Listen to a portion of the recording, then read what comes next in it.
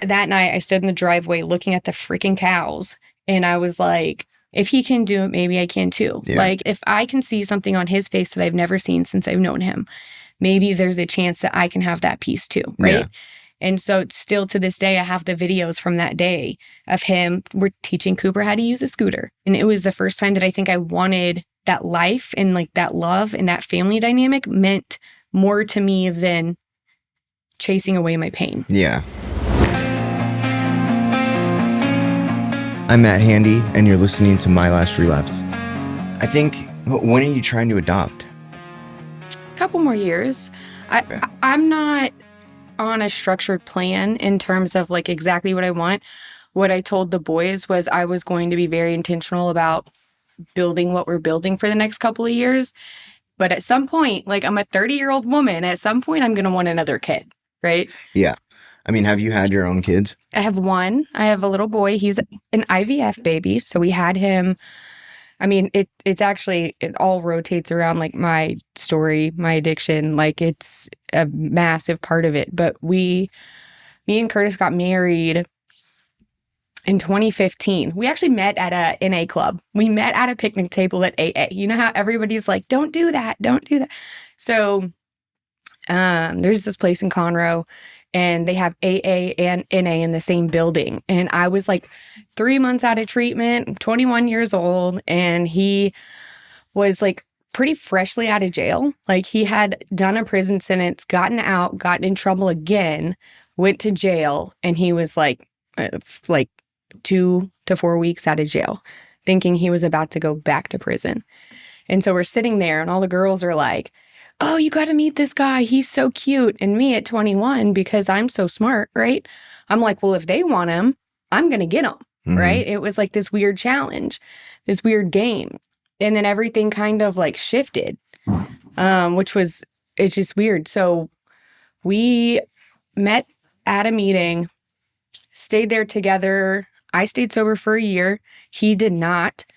And then I remember the day I got my year chip, I was like, okay, I did it. I'm getting high now, right? So like, I'd done the things because I knew that I had to do the things, but I was so young at that point that there wasn't a lot of like internal transformation, right? Mm-hmm. And so anyway, fast forward. So Cooper was born we got married in 2015. Cooper was born in 2019. And like, I had always like dabbled before that. I went to treatment at 21 for whippets, right? But then after, I remember Cooper was 8 months old, and I was writing him letters every day. Like, I wanted to be that mom that was like doing everything. And I stopped. So people often ask me, do you think it was postpartum? And I'm like, I don't know, because I was too scared at that time to tell anybody that I had any of these thoughts or feelings. What thoughts or feelings? Just, there's so much. Cooper, he was an IVF baby. He actually was our very first embryo. He was two embryos. One, I don't know what happens with the science of all of that, but one ended up being one baby, right? So like, I was the happiest pregnant person. Like, I was just, some people are like, oh, pregnancy is awful. I'm like, no, dude, I loved it. And I don't know if it was emotional because of like the gratitude, or if it was just how I was pregnant. But once he was born, Curtis went back to working a lot. We traditionally like run businesses. It's like something we do together. Mm-hmm. And so he went back to work, but I didn't, right? Because I had a baby at home. And I just started getting like lonely and depressed and sad. And I had all of these thoughts of like, is this what life is, right? I'm supposed to have all of this love for this child, which I do. But the whole time I'm like, how do I feel anything different? Like, this is not what I thought it would be, right? Yeah. And so I didn't talk to anybody about it. Like, I didn't go sit down with a doctor, because my history with doctors is like, you tell them what's going on with you and then they shame you, right? Yeah. So I don't know, I was just scared. And then I did what I knew to do, right? Which was dabble in drugs. Yeah. But it just got progressive really, really quickly. So that was like my last relapse, right? That was the thing that led me up to who I am today, if that makes sense. No, it does. I mean, so let's get a timeline on it. You met him in 2012? I met Curtis in 2013. Okay. October, because it was at the Halloween party at the club. So like next week? Yeah. I mean, it was... No, this week. Friday, right? Yeah. So we never think about that timeline, but it was right there whenever we had the Halloween party. I remember it was like the second time we hung out, he was like, let's go get a Halloween costume, right? And I was like, I don't really want to dress up. And he was like, but I do. I'm like, okay, sure. So we did that. And then we got engaged August 16th. So do the math on that, right? It's like 11 months. Yeah, not far. And he's got a cool story about that. I'm sure he'll talk about it. So August 16th, and then we got married September 5th. So we knew each other for 2 years and we were married, right? Okay. Do you think that's a long time or a short time? I don't think it's very long. I mean, I was 21 to 23, right? I was a baby. I mean, okay, so I was raised Mormon, and like most courtships are like a month. Oh, what? Yeah. And most people have like a kid or two by 23. See, that's so traditional in like movies, right? You see that a lot in movies, but we haven't lived that way in a long time. And I mean, I think there's like a fine line, right? Like, I'm glad that we don't have to marry people we don't want to marry today. But also, I do think there's a lot of, I feel like Curtis was very intentional with everything he did with me, right? Like, he was trying to win me over. And I feel like sometimes I'll just use my relationships before him. It wasn't like that, right? There was not a lot of intentionality. It was like, oh, you're doing this. Okay, we'll do this thing and it'll be whatever and we'll see how it goes. And I also feel like now sometimes that's related to age. Like when people get a little bit older, they're like, oh man, it's ticking. Like I got to be intentional about. Yeah. There's a lot of like the hookup culture too, though, fucked a lot of shit up because like ultimately back then it was like very unheard of to hear of like people having sex outside of marriage. I mean, it happened, right? But like typically that wasn't happening. And so it's like today there is no prize. Yeah. You know, there it's like, and you know, it's like today we are taught that it like, if do you know what the red pill movement is? I don't. Is it from Matrix? No. Yeah, it borrowed from that, yeah. But it's like the dating marketplace rules. It really what the red pill is a data packet that says like there's a bunch of data that we base decisions off of, and it's like, you know, there's like all these red pill figures in the world, like Andrew Tate. You know who Andrew Tate is? Mm-mm. Okay, so there's like this there's this like core group of guys where it's like fuck as many women as you can, be a high value man, make as much money as you can, don't show emotion, like and so it's like this belief system that is really, it is teaching what traditional masculinity was, but a lot of people would say in a toxic way. Yeah. Like a lot of the toxic masculinity has been framed around the red pill movement. Yeah. So one of the things we talk about in story, which is aligning to what you're saying, is the left brain, right brain. Yeah. Right. And such a long time ago, we lived in a place where like everything was like creativity and like, what can this become? Right. But then there's also this part of us that's like data. Right. I have to do this. Everything's organized, everything's structured, everything. And so it's like there's got to be a balance between the two. Right. And we do live in a society where everything is data. Right. And it sometimes takes away the ability of the creative. Yeah, for sure. Like there is there's like the two parts of you that constantly battle back and forth. Right. And especially like in recovery, there are people that, specifically men, right? Like we are taught not to express feelings or like to immediately cut off emotion. You know, it's like, have you heard of the epidemic of silent suffering? Mm-mm. Yeah. So it's like this, modern men are taught to suffer in silence rather than be looked at as weak. But the reality is, like, especially in recovery, men specifically are taught how to have healthy emotion, and they typically are not I mean, raised that way. And so like with my story, I didn't know what emotion really was. I knew that like when I was mad, or when I was sad, but I didn't understand what healthy emotions were. I didn't understand like, and I was raised in like a 2-parent home. Both of them were pretty present. I mean, I'm the oldest of 10 kids, so they were spread thin. And then my dad was like in school and then law school and like all the way until I was 13. So, but I still wasn't taught like what healthy emotions were. Also, I had like my parents were really, really young again, right? Okay, Like okay. my parents were 21 and 19 when I was born. Wow. Okay, so traditional, like you brought up Mormon. Was it like a traditional Mormon courtship and all of the pieces? Wait, for me or for them? For them. No, they have definitely a non-traditional Mormon story. My dad didn't go on a mission. My mom, so also I'm adopted by my dad, who is best friends with my biological father. Oh, cool. And they're still best friends. They live like next door to each other still. Wow. And so my dad went to Iraq in 91, came back, and my parents were divorced. Well, they are separated. And my biological parents had me and then a set of twins. And so there was 3 boys and my mom, and my dad was like secretly in love with her since he was 13. Oh, wow. So came back, like, I don't know exactly how it went down, but supposedly there was like discussions between my dads, and like my biological dad like gave him his blessing to like date my mom. Okay. And then they were like, they've been together ever since. Wow. But it wasn't like a traditional courtship in any way. But you got to grow up with both of them, both of the men in your life. That's cool. Yeah, there's a funny story. I remember my biological parents being married. Or like being together. I didn't know what marriage was back then, but like I have memories to this day of them like being together.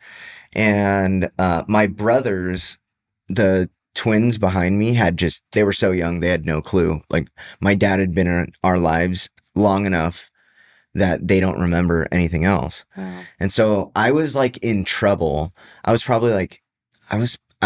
probably 9 or 10, and they were like 8 or 9. They were like 8. So I was in trouble. I was mad, and I told them that they were adopted. And my brothers they flipped out. One of my brothers was like asking my mom if she was his real mom, and like, It was really funny. Like to them, it was tragic. Devastating, defining moment. Yeah. Oh yeah, definitely like one of those moments. And the weird part, not weird, but like the whole thing's unusual, but one of the most unusual things is that my biological dad, to the rest of my siblings, including my brothers, was Uncle Mark. So, but all growing up, like while I was a baby, and then probably until I was like 5, I spent a ton of time with both of them. Yeah. Because they were best friends. That's cool. That's really cool. That's special, right? Most men, we're talking about society and like how we talking about society and how we become who we are. And most men struggle to have one dad in their life, right? Yeah. So that's kind of cool that you got 2 examples, 2 people that love you. Yeah. Also, so my biological dad, he was a late bloomer when it came to fatherhood. Like obviously he like let somebody else take the reins. But my dad, the guy that raised me, like I'm not his biological son. Right. And neither are my brothers. And he has biological sons. There is no difference. Yeah. Like you cannot tell the difference between, most people have no clue. So I believe that's going back to the adoption thing. Like I believe some people have that gift. I believe some people have that heart. Not everybody. No. Right? Yeah. I was talking to a lady. I was on her podcast recently, and she adopted her sons. And we were having this discussion, like exactly where I was raised in like the inner city of San Diego. And I knew a bunch of people that like had adopted parents or stepdads or people who they called their dad, but really it was like the mom's boyfriend. And it was probably like their 5th dad or like whatever. And their dads were massively abusive. Like they did not treat them like they were their kids, you know? Yeah. It was like, and they, I listened to one guy specifically. His name is Andrew Wilson, And he talks about outcomes for children a lot. Mm. And really what he's tying it to is just how corrupt and perverse the dating space is today, because people don't, when they are in the midst of like their dating, typically crises, they're not looking at the outcomes for their children. And obviously like the best outcomes for kids is to have both parents in the home. And there are studies that say even if one of the parents is abusive physically or emotionally or whatever, it's still a better outcome than if a step parent was in. Wow. Just based off statistics. And this isn't true across the board, right? But based off statistics, it's still better to have an abusive biological parent than to have a step parent in the home. Wow. Yeah. I mean, that's crazy, right? So I'm a big believer in like what happens the first 18 years of our life are really kind of like what create us, right? And so when we're young, like when we're infants, when we're like in that 0 to 5 range, we don't have any ability except for our parents to take care of us, right? Right. We are dependent on them for survival. They're gods. Yeah, 100%. And then we start to have these other like social cues in the world. But the idea that, like, I'll be honest with you, I love my mom. My parents divorced when I was really young. I absolutely love my mom, but she was an alcoholic, right? So she was not, I don't think she intended to ever be abusive, but oftentimes she was. Like physically and emotionally? Correct. Yeah. Yeah. Yeah. So I didn't know any different though. Did it right? have to do with alcoholism? Yeah, it was when she was drinking. Yeah. When she, and that's the thing I say about my mom all the time. Like, she raised 2 daughters by herself, right? Yeah. She got married and divorced a few times, never for long, because she was really good about, if a man did not treat us well, she was like, I'm done. Like, my kids are first. And so that was her heart, right? From the time we woke up at 6 o'clock in the morning until she'd take us to school, cheer, dinner, like she'd do all the things. And she was amazing. And then at 7 o'clock, every night, she would open up a bottle of wine and she would start to drink. And when she started to drink, then all of these other behaviors came out. Yeah. Right. And so I had to do a lot of work and like separating those two things, because the experiences of my childhood were not all good. And some of them taught me bad lessons. Right. So I began to believe negative things about myself because. And so I really had to pull that apart. But like, to date, I will tell you, with the exception of my husband, my mom is the number one person I trust with my child. She doesn't drink anymore. Yeah. So there's a massive benefit, right? And my dad and stepmom, like, were pretty absent, which is ironic because he's a great man. And they grew up, they tried to raise their kids in a very value-based system, right? So it was a yours, mine, and ours situation. He had 2, she had 2, they had 1 together. Okay. Yeah. And I love my dad. I think he is 100% one of the best people that I know, but I would never pick him over my mom. I just couldn't do it. And I think it was because even in the midst of like some abusive situations, my mom was there consistently. My mom was the person who put the work in and day out. Right. Yeah. So that's cool that they are doing research. Like, because a lot of people are like, well, if these boxes don't get checked, then I'm going to move on and look for something different or better. And I'm not like justifying abuse, but I think there can be work done in those relationships without just being like, okay, throw my hands up in the air. Yeah, they've been collecting. So it's actually the federal government has a database that collects every bit of data that's ever produced. And so they have like the biggest bank of data around outcomes for children.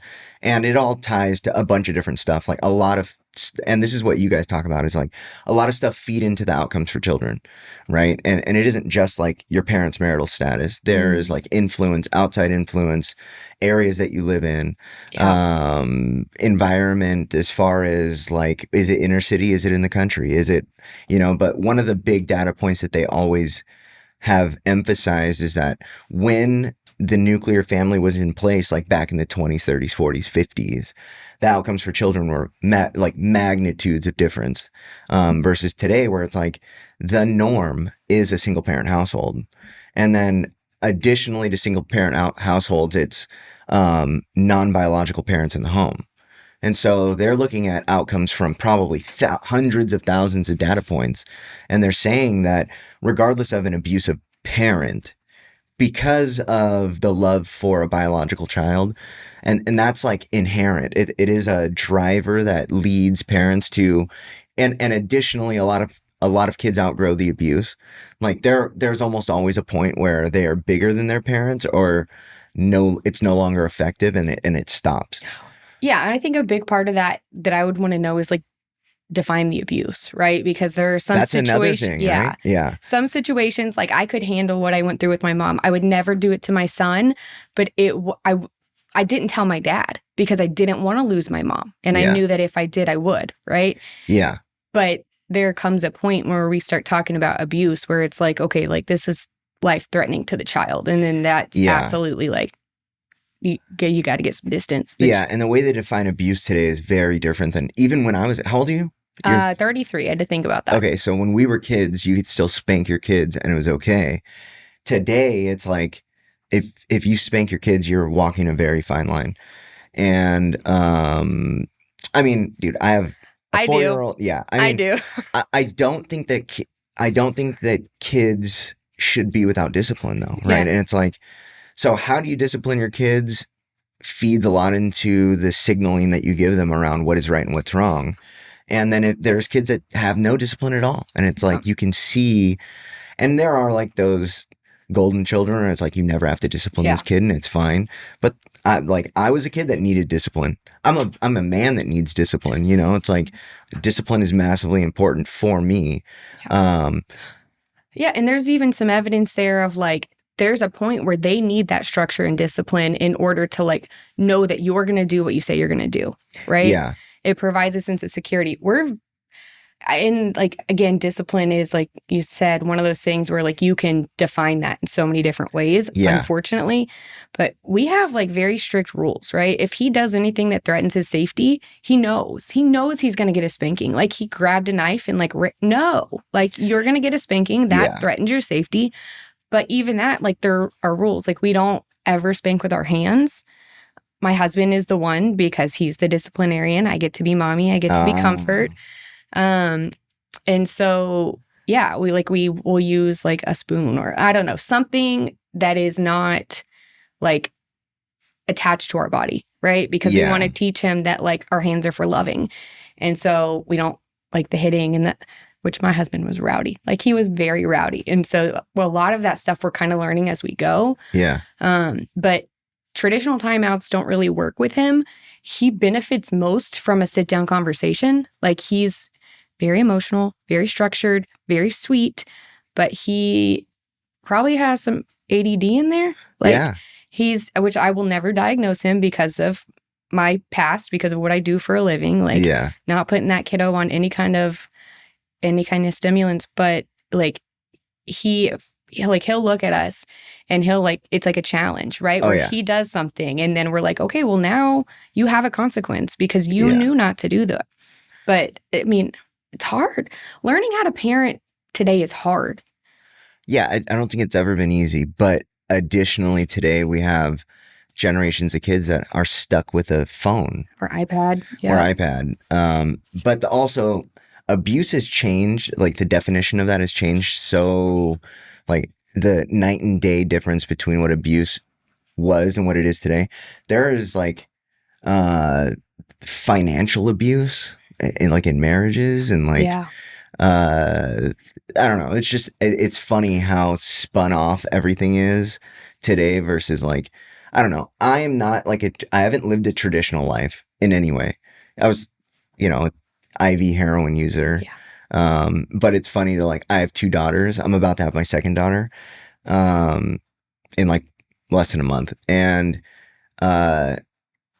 I want to just send them off to a boarding school, like an all-girls boarding school, because I know that I'm having these girls at like purely out of punishment for the shit that I've done. Yeah, you think? Oh yeah. I don't know. Maybe it's a blessing. Maybe it's one of the things I learned early in recovery that totally changed my mind on parenting my son was.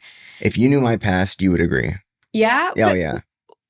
Do you think that it's harder to have a daughter than a son? as a man. I think that there's more consequence. Like, yeah, the responsibility of raising a healthy woman, I think, falls on the shoulders of their father. Yeah. 100%, right? Because you're teaching your daughter how she deserves to be loved. Yeah. So if you don't model that for her, then she's going to go look for it in all of these other places, right? Yeah. So it's a lot, but it's also, man, can you imagine, like, and you seem like I don't know you very well, but you seem like very value-based in terms of like what you believe is right, and so like if you can model that for her, she's going to get a life that 95% of the other girls out there don't. Yeah, for sure. I've known a lot of like sex workers in my life. Yeah. You know, I was like a homeless drug addict for a long time. And then before that was like involved in gangs and stuff like that. So they all have like one thing in common is they either hated their father or didn't know him. Yeah. And it was like, So I actually worked at a home for girls who had been trafficked for a while. It was by far the hardest job I ever did. Oh, yeah, I bet. And unfortunately, in a lot of those situations, most of the sex trade, right? Like they were getting sold by a family member. They were getting sold by a father or by an uncle.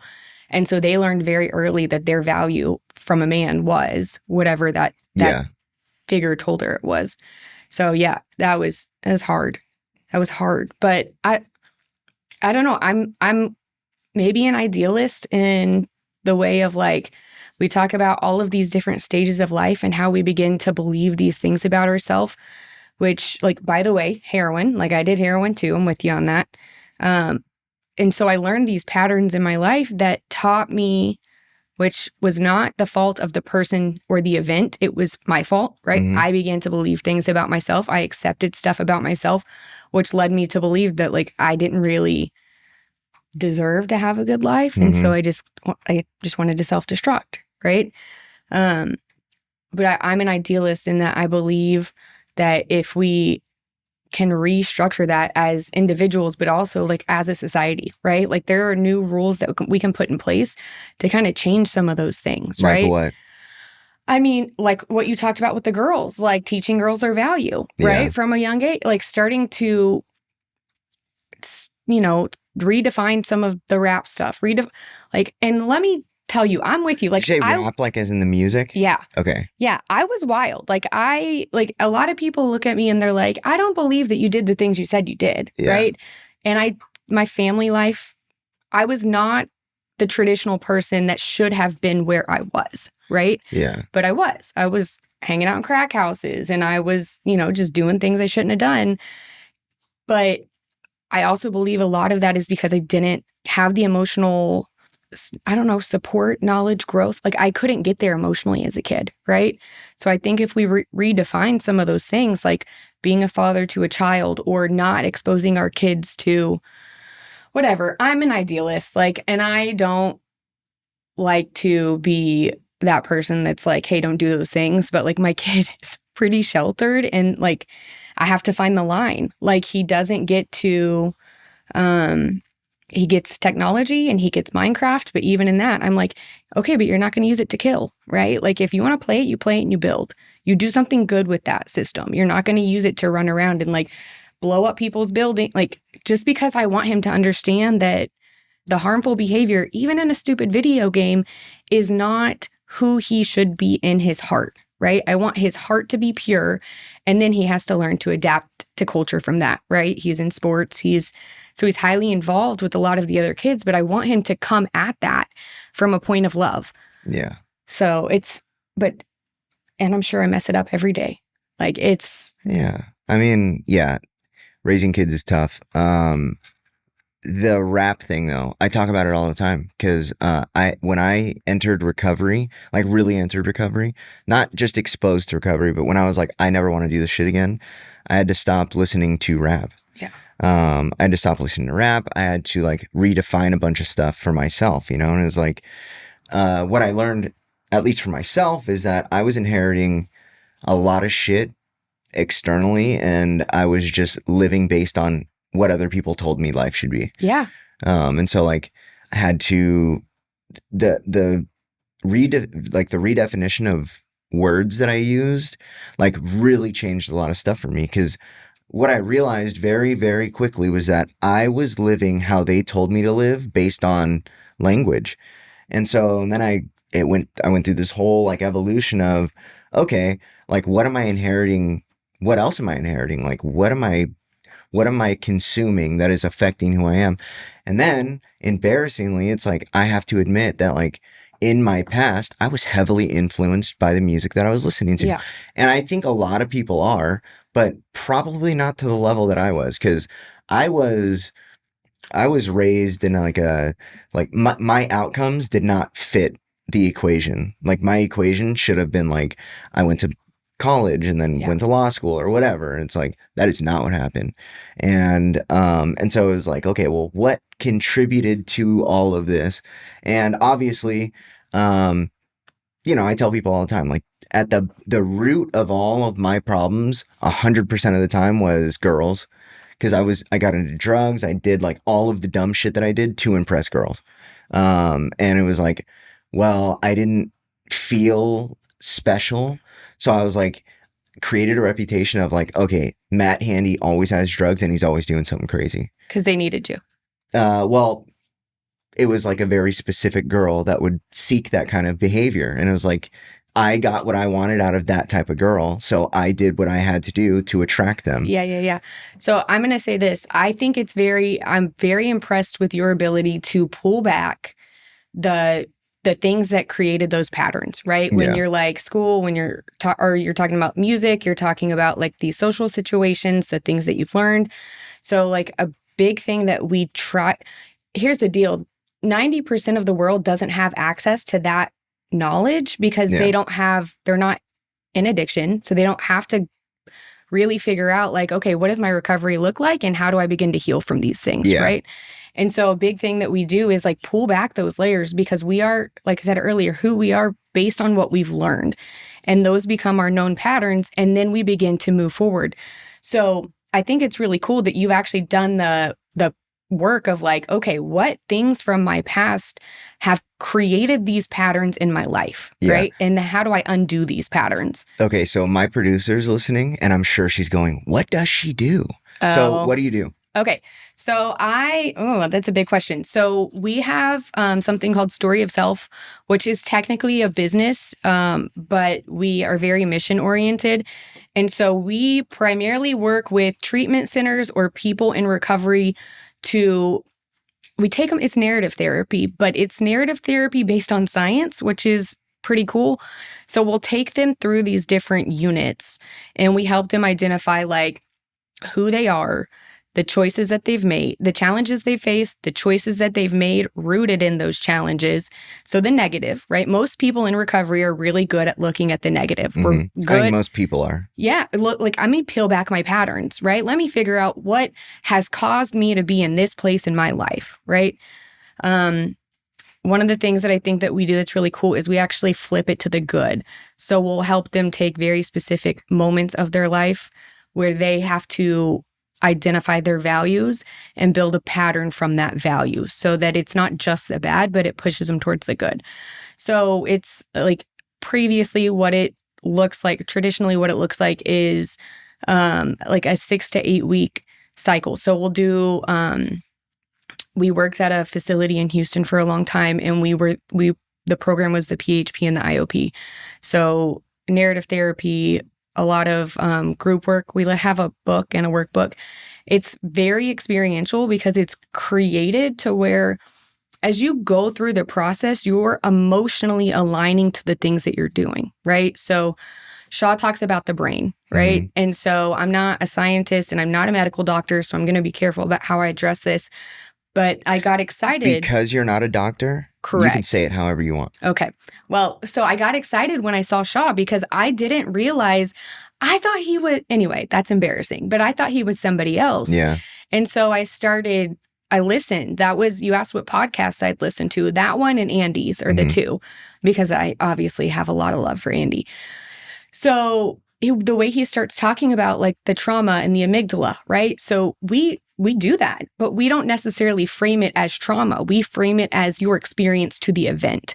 Because for some people it is trauma, but for other people it's like like I'll use my husband for example. Like one of the events that defined who he believed he was walking down the hallway. He was on the football team. He was in the pep rally, and he was like sitting there talking to like his group, right? The cheerleader and the other football. And he thought he was somebody until that girl made fun of his teeth. And in a minute, he was like, I don't belong here, right? These are not my people. And then that day at the pep rally, he got off the stage and he walked out.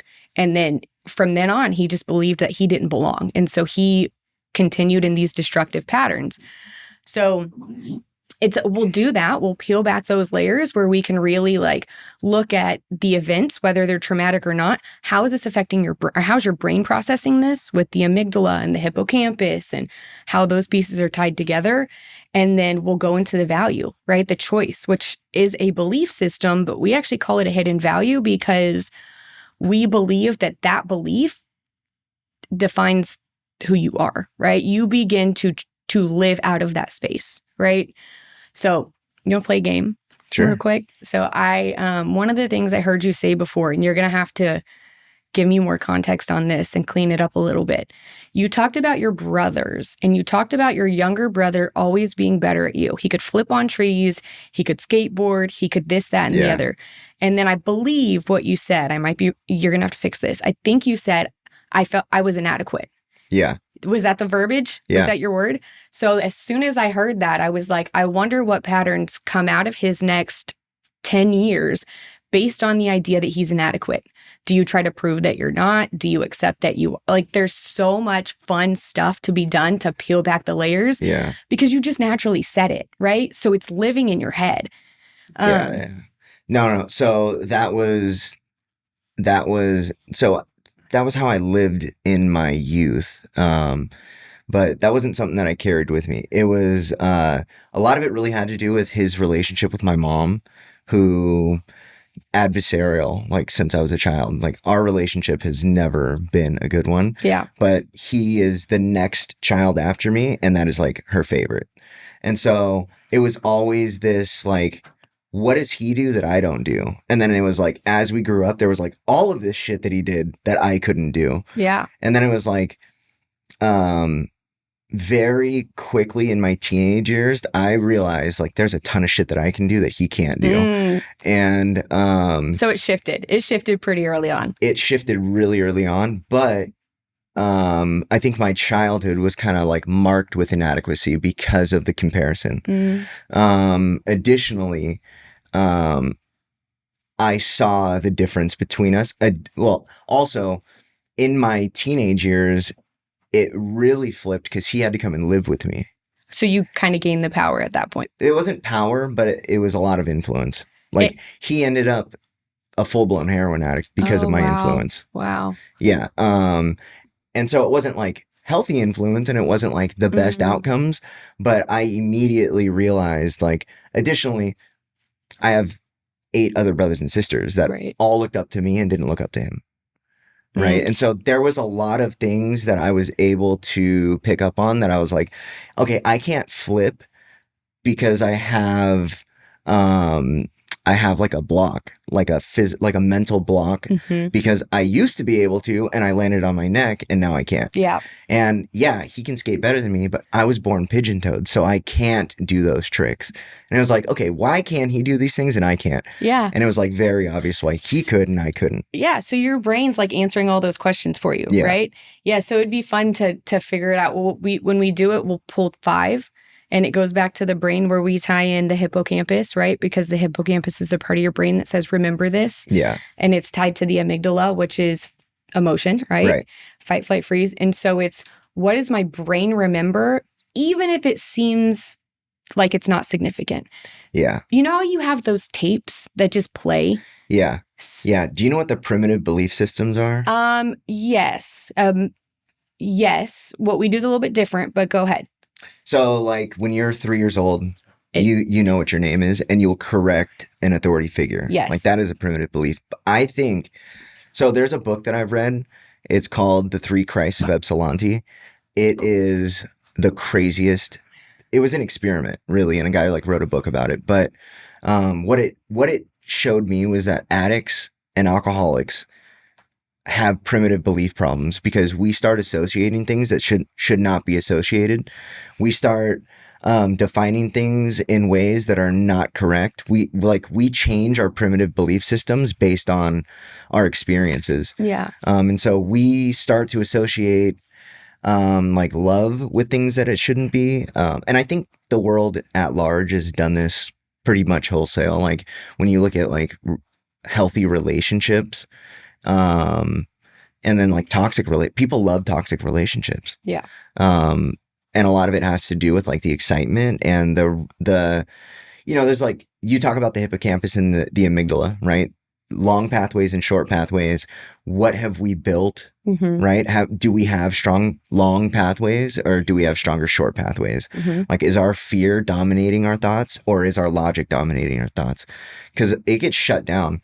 Like, there is a theory out there where if you have no memories before you're like 8 or 9 that you were sexually abused, because your your amygdala has shut your hippocampus's ability down to record things because you're in fight or flight. Right. So your ability to actually make those memories is like completely blocked. Right. And so it's like, what pathways have you developed?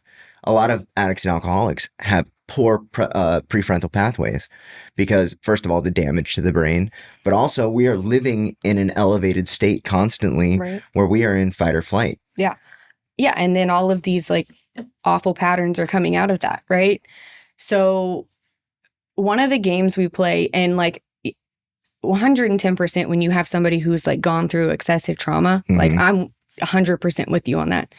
But it's funny because when we have people who are in treatment for an extended period of time, we'll start to ask them these questions, and then you'll see like they'll wake up in the middle of the night and they'll be like, I just remembered this, right? Yeah. What street do you live on? Me? Yeah. Pine Creek Drive. Pine Creek Drive. So like, how often do you think about Pine Creek Drive? What do you mean think about it? I think about it every day, kind of. When you drive home? No, it's typically, this is embarrassing. I order a lot of shit off Amazon, and so I see it every day. Okay. Yeah. So it's this thing of like, were you thinking about Pine Creek Drive before I asked that question? No. No, but it lives in your brain. Yeah. Right?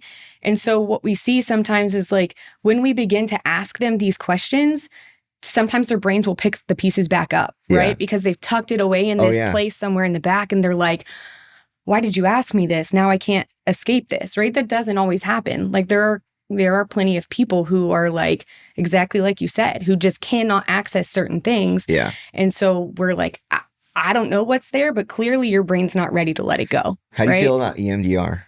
I think it's great. Okay. Yeah. I mean, I think it's great. Here's my belief. I'm going to sound like an asshole. Here's my belief. I think that there are so many things that happen in our industry right now that are great. Yeah. I think there are a lot of things that are incomplete. Right? So like... Oh, no. That is a very nice way to put that. Okay. Yeah. So... If you think you're an asshole, you're going to think I'm a total dick. I talk about the inadequacies and the deficiencies in the industry constantly. Yeah. I mean, I built this company because of that. I mean, I've done a lot of treatment, right? Yeah. And everybody that's listening to this has probably heard this a million times, but I've done almost 5 years in residential total. In 30-day stints? No, or... I did like long-term treatment too. Like I did a 3-year... I did a 9-month, a 7-month, and then a bunch of 1 months. I think I heard you talk about your 3-year one. That was the jail one, right? That was the therapeutic community. Yeah. That was Scott. That was the very first episode, actually. So full disclosure, that was the day I was like, "Hey, do you want to go talk to him?" That's the day I asked my husband because he spent a lot of time in therapeutic communities. So I was like, "Really?" Yeah, I was like, "You might actually like jive with him on that." Therapeutic communities are very interesting. I think that long-term treatment is way more effective than short-term treatment, but I think therapeutic communities are fucking cults. Yeah. I mean, I don't know. It's not my experience. It's just the stories I've heard, right? Some of the things that he had to do that I was like, okay, honey. Oh yeah. We'll talk about that when it comes in. It'll be good. Therapeutic communities have you seen the Synanon fix? So full disclosure, again, I'm a weirdo. We don't watch TV. Okay. Well, like I don't have a TV. Okay. You can watch it on your phone. Okay.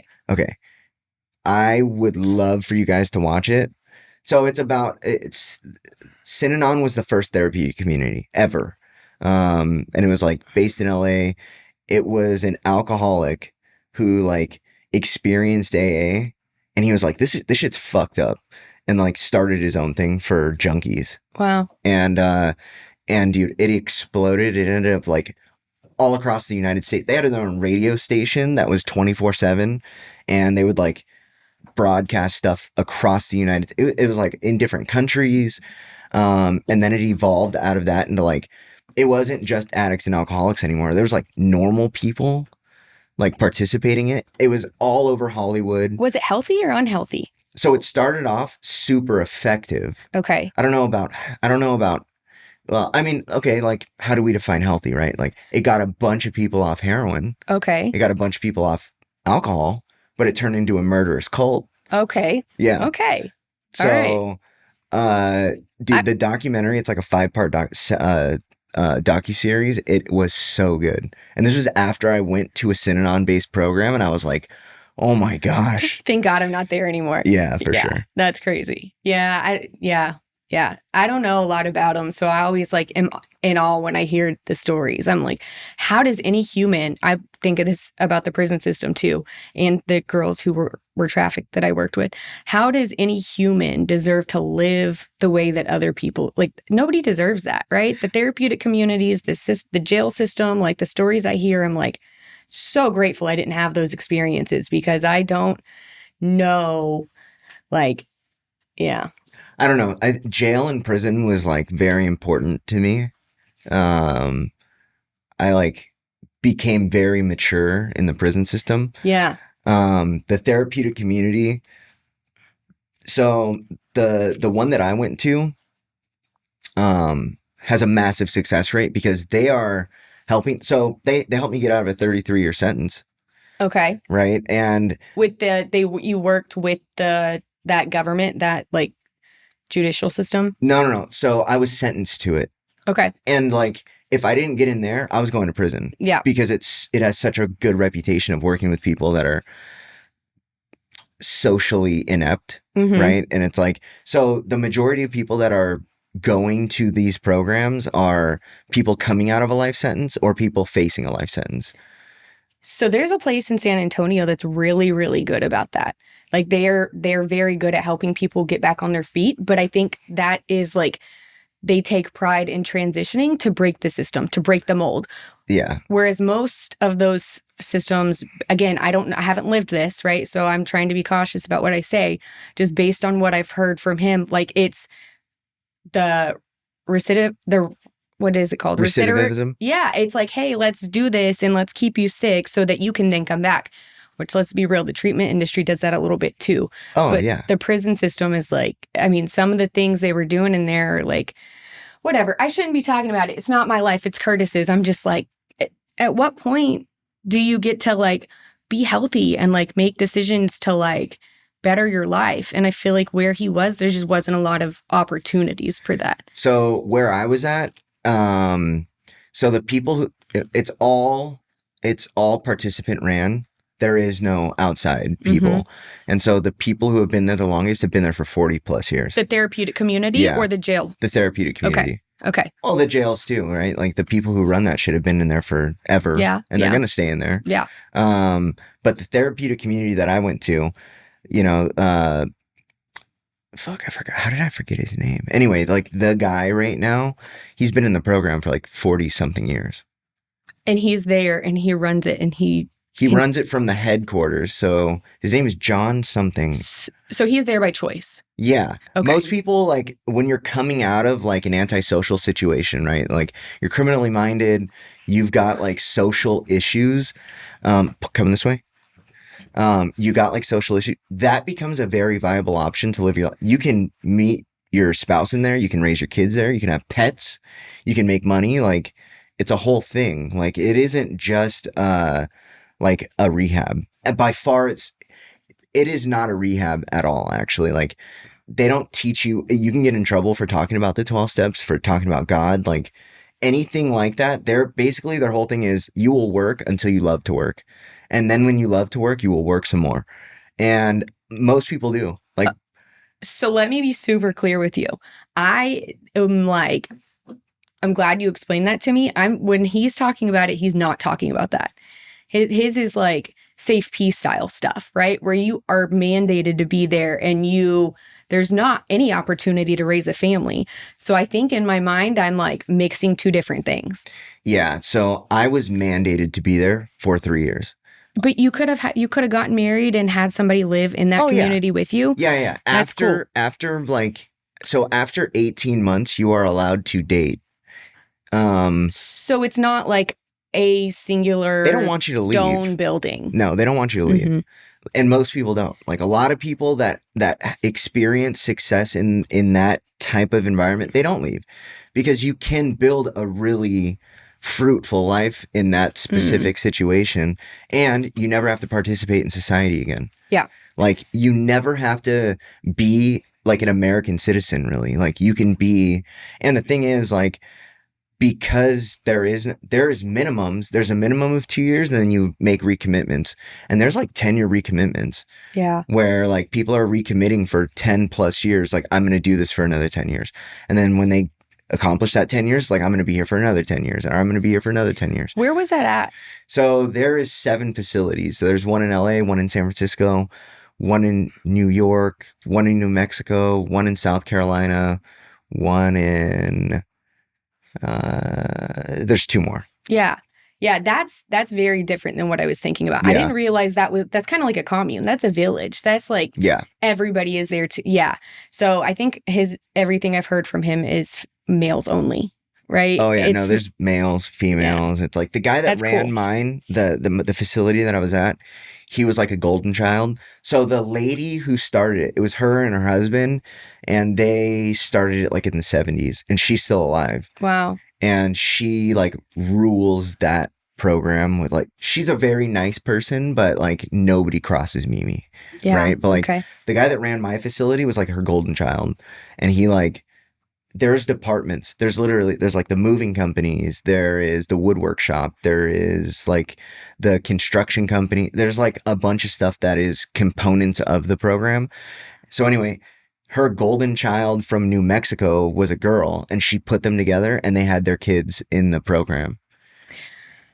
Okay. I mean, so like, I think the idea, like the general idea of being able to provide that to people to like change a way of life is awesome. But it sounds like it's maybe, like you said, made into like a situation where people don't really have as much freedom as they think that they do.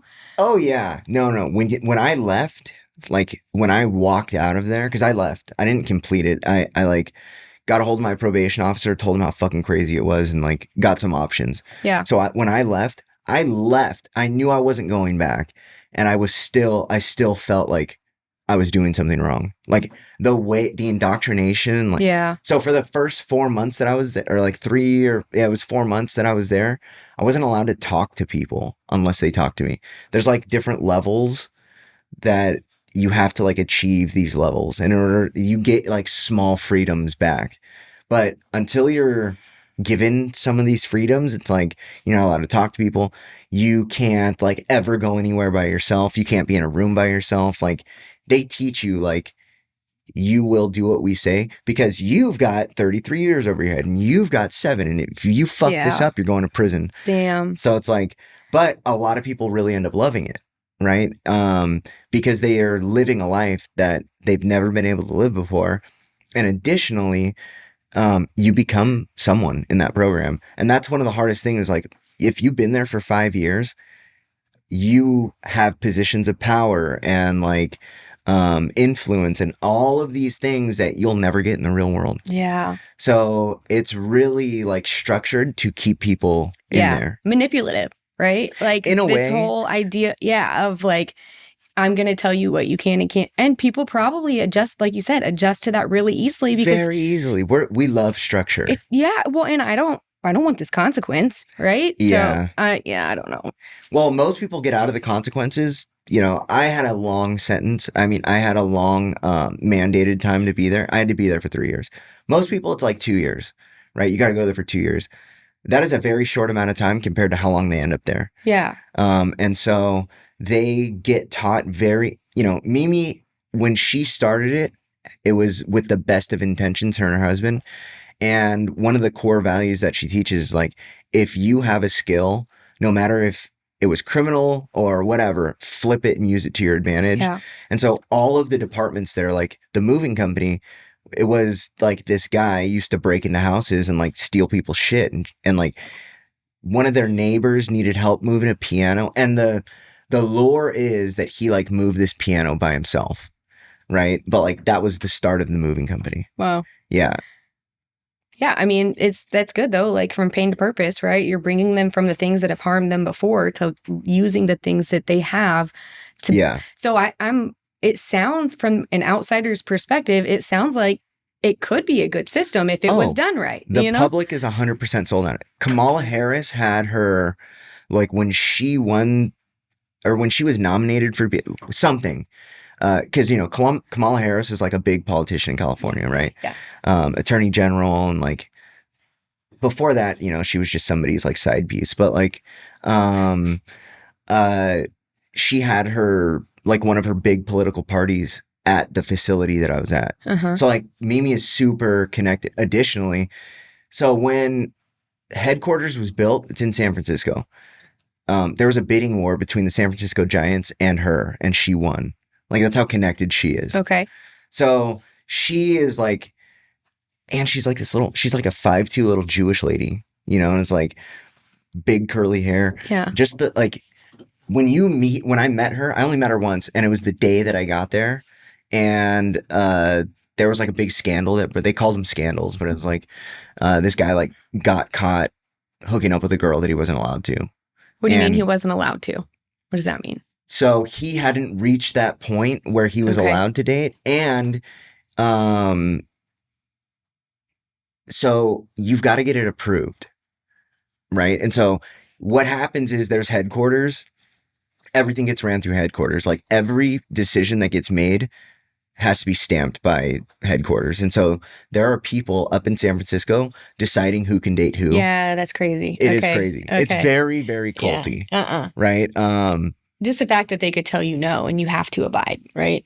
Yeah, I mean, so they might tell you no, but it doesn't mean that that's forever, right? Like there could be like specific reasons why, right? And the reality is, like, let's say me and this girl like liked each other. We only like each other because we see each other. We're not allowed to like have in-depth conversations with the opposite sex. Okay. So it's like, okay, well, you've got to like write to them, ask them for permission. And they're like, no, like, because they know like both of our backgrounds very intimately and like know like whatever. And so it's like what they'll end up doing is like they'll start like giving you guys opportunity to talk, or like they will build it up where it's like, if this is really who you want to date, you can do it. It might take a long time, but their whole thing is like, if you're going to do this in our program, you're not going to do anything destructive. Yeah. Right. And so like after 18 months, you can get overnights with your person if it's approved. But imagine like you have a relationship that falls apart in the program, like the destruction that can follow behind that. Right. So they're very like selective and intentional with like what they allow and what they don't allow. Yeah. But it's a whole secret society. Like it's a whole thing. Yeah. And when I talk about it now, it's like very crazy to think that like I could have very easily been one of those people that stayed. The direction that I was going in my life was like, I would have probably stayed if they would have. I had my daughter on July 4th. I got there June 2nd, and they didn't even want to tell me that I had her. Okay. Yeah. And so like there was a bunch of things that happened early on where I was like, I don't want to be here. And then it was like Christmas happened, and my girlfriend at the time, who's now my wife, was sending me cards and like pictures of our daughter, and they were not giving it to me. But going in there, they knew you had a family. Yeah. Yeah. So it was very intentional for them to keep you isolated. Because they do not want people to have outside contact until they deem that you are ready, because they want you to stay. Yeah.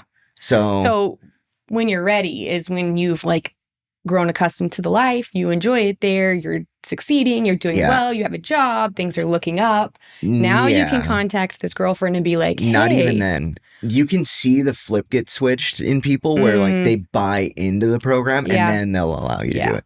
Because they want like to be represented publicly as best as you possibly can. And it's funny because I watch videos that they post and the language, it's so funny. We all say the exact same shit. Like, we are taught to speak a very specific way about the program.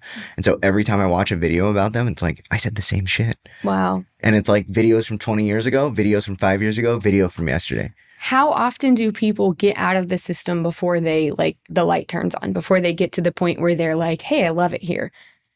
So this is where their success rate is like really iffy, right? Because they claim a 95% success rate or something like that. It's like, it's a 95% success rate if you do what you tell them to do, otherwise they don't track it. Yeah. So when I was 21, earlier we talked about me going to treatment at 21, right? I went to treatment at 21, but before that, prior to, I'd actually gone to the doctor to tell the doctor, like, hey, I'm struggling. Like, I can't maintain whatever, a week sober, right? Yeah. I could go 2 or 3 days. What drugs were you doing at the time? I mean, okay, so this is a funny story. Whatever, weed. I never really drank. I was very weird about alcohol because of my mom. And I get really bright red when I drink, so it gets kind of embarrassing. So I'm Vietnamese, and so I have like an actual biological allergy to alcohol. Yeah. I get bright red, puffy, like very uncomfortable. I hate the way it tastes too. Yeah. And so I have drank, but I hated it, which is why I did a lot of drugs as a kid. Yeah. I wonder if there's got to be something there with redheads, because when I see redheads drink, and I've experienced it where my body tingles and I'm bright red and I'm like, what is this? But there's also the emotional component of like, I didn't want to be my mom. Yeah. So I drank every once in a while, but I couldn't really maintain weed, right? That was 15, 16, like everybody I was around was smoking weed. So, yeah. And then I remember the first time somebody handed me a Vicodin. I remember where it was sitting.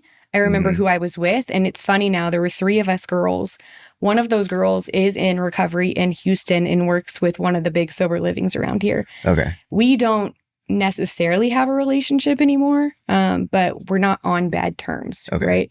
And then the other one, she's actually dead because of addiction. Yeah. So we were sitting on my bed, and they were both older than me. I was like 15, 16, and then they were each a year older. So we were in high school, and they handed me a Vicodin. So I remember that. So Vicodin. And I think I had taken Xanax a handful of times, but it wasn't like a problem. I didn't remember what was happening. And I didn't like not remembering, especially as a young woman. And so it was easier for me to maintain Adderall, whatever. So I just dabbled. Like, there was a lot of pills, but whippets were like my consistency, right? So I go to the doctor, and he did the same thing you did. Well, what all have you taken? Yeah. Right.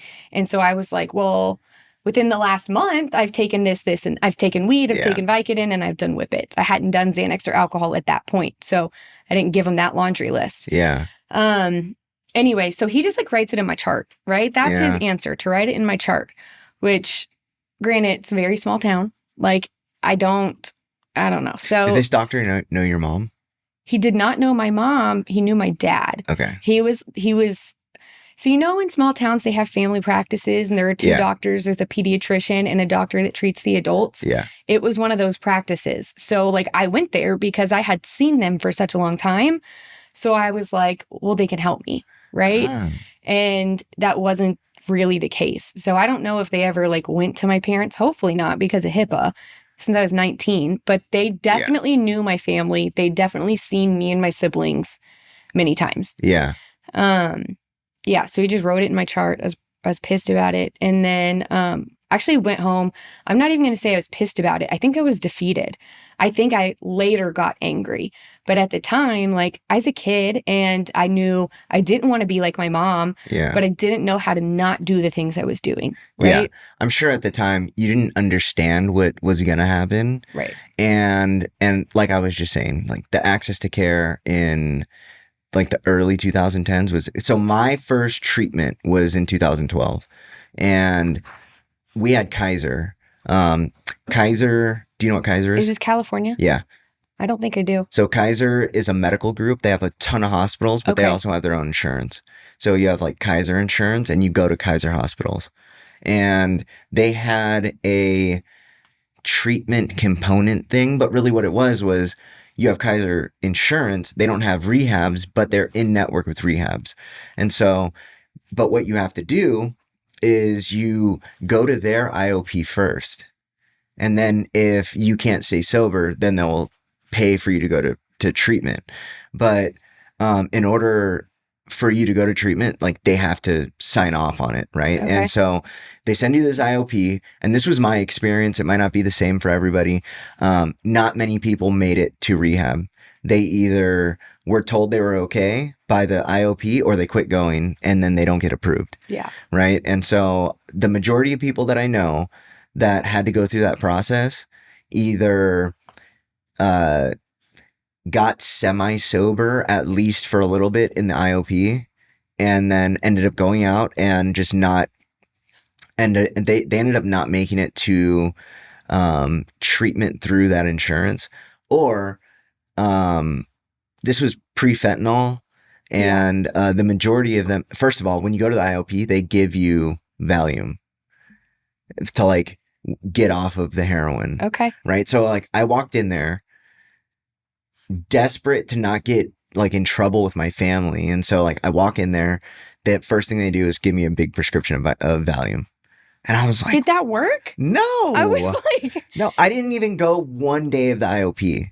I left with the prescription. Yeah. I was like, I don't know. But how do you, as an alcoholic or an addict, how do you maintain that on your own? Even if you were determined to not do heroin and take the Valium, how do you like, you'd be taking 3 pills at a time. Yeah, no, it for me at least, it didn't. So this is what it said to me was, you are not going to treatment. And if you do, you're not going through Kaiser. Yeah. That's what I like. That's what it ended up being. And that's what ended up happening was I didn't go through Kaiser. Like what ended up happening was shit really hit the fan. And my parents were like, you're going to treatment and it doesn't fucking matter what it takes, right? Like you're going to treatment. And so they paid for it. And I was just so not ready and didn't want to not do drugs. I relapsed in treatment. Yeah. And then like left treatment delusionally, thought like the rule was I relapsed there, so I had to leave for a week. And they were like, all you got to do is come back in a week and we'll let you back in. Well, I went to a guy's house that I met at treatment. His sister was the connect. Yeah. And so he was like telling me like, don't do anything stupid. Come back in a week. He was still there? Yeah. Yeah. And it was just like, he was trying his best to help me or whatever. But I ended up using drugs the whole time I was there. And then I went back, obviously couldn't get in. And then they called my parents and said, this is what happened. Yeah. And my parents flipped out. Like they flipped. And that was when I made those decisions where I was like, I'm not ready for this. Like I want to do drugs. I don't want to not do drugs. Also, I was on parole and now I'm on the run. And I was like, nope, I'm not going to, because if I go back to my parents, like they're going to basically make me go to prison to like straighten all this stuff out. And I was like, fuck all that. So I went on the run. Yeah. And that led to my second prison term. Damn. Yeah. Yeah. No, I mean, I think you kind of hit it with the whole thing of like, it was just a very different time, right? There was not a lot of, mine was kind of similar in terms of like, it was the right step. It was the first treatment I went to and it was okay. Wait a minute. What small town were you talking about? Wimber.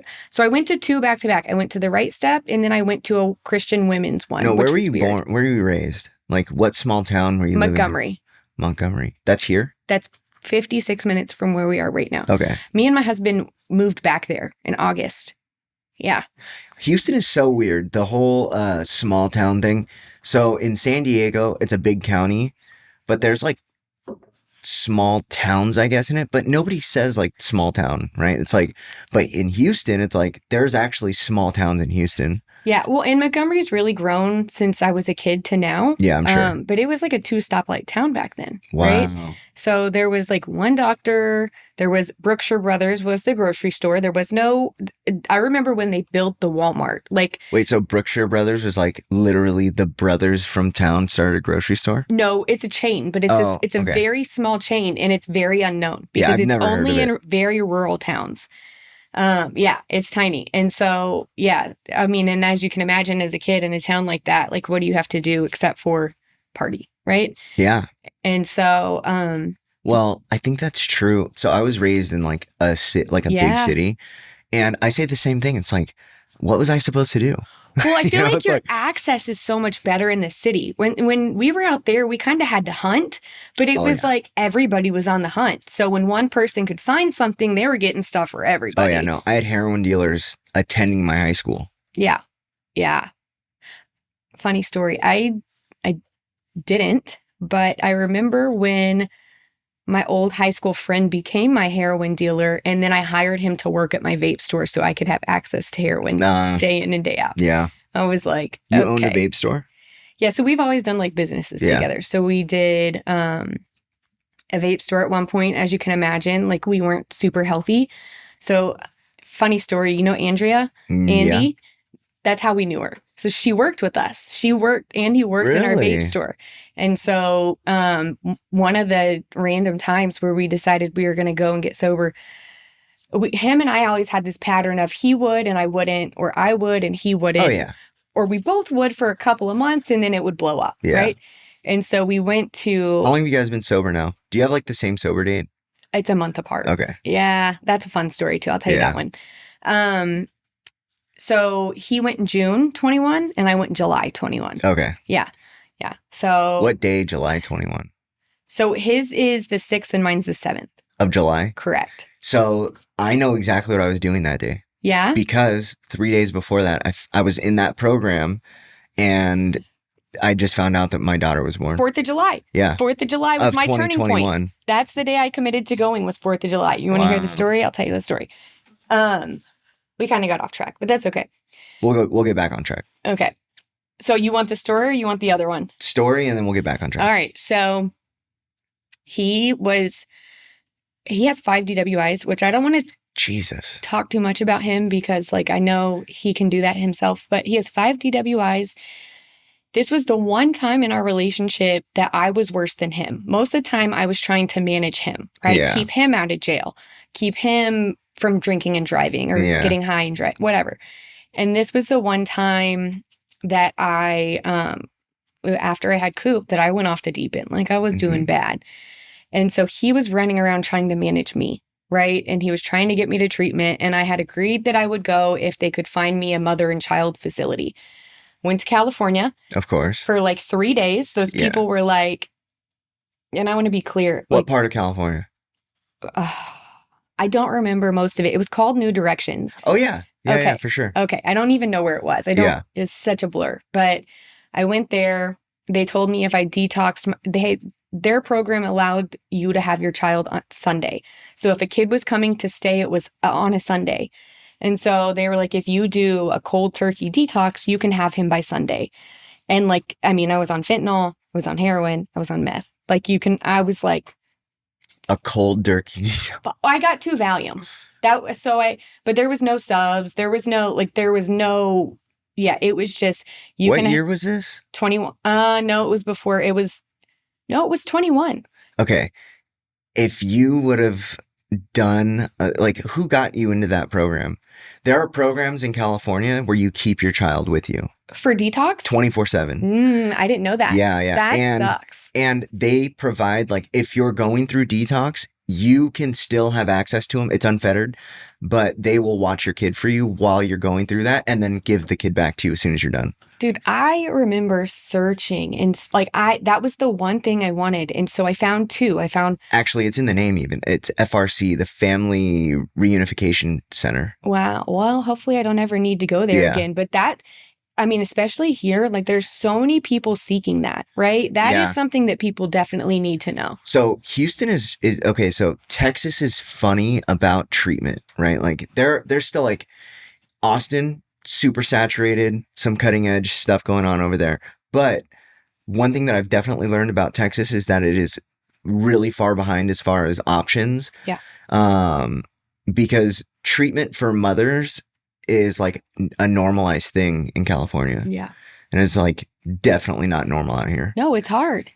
And I don't know if there's any female specific facilities in Houston anymore. What do you mean? So I know that there used to be one in Houston and it recently got shut down. Like a female specific program with just women. No, I think there are a couple. Okay.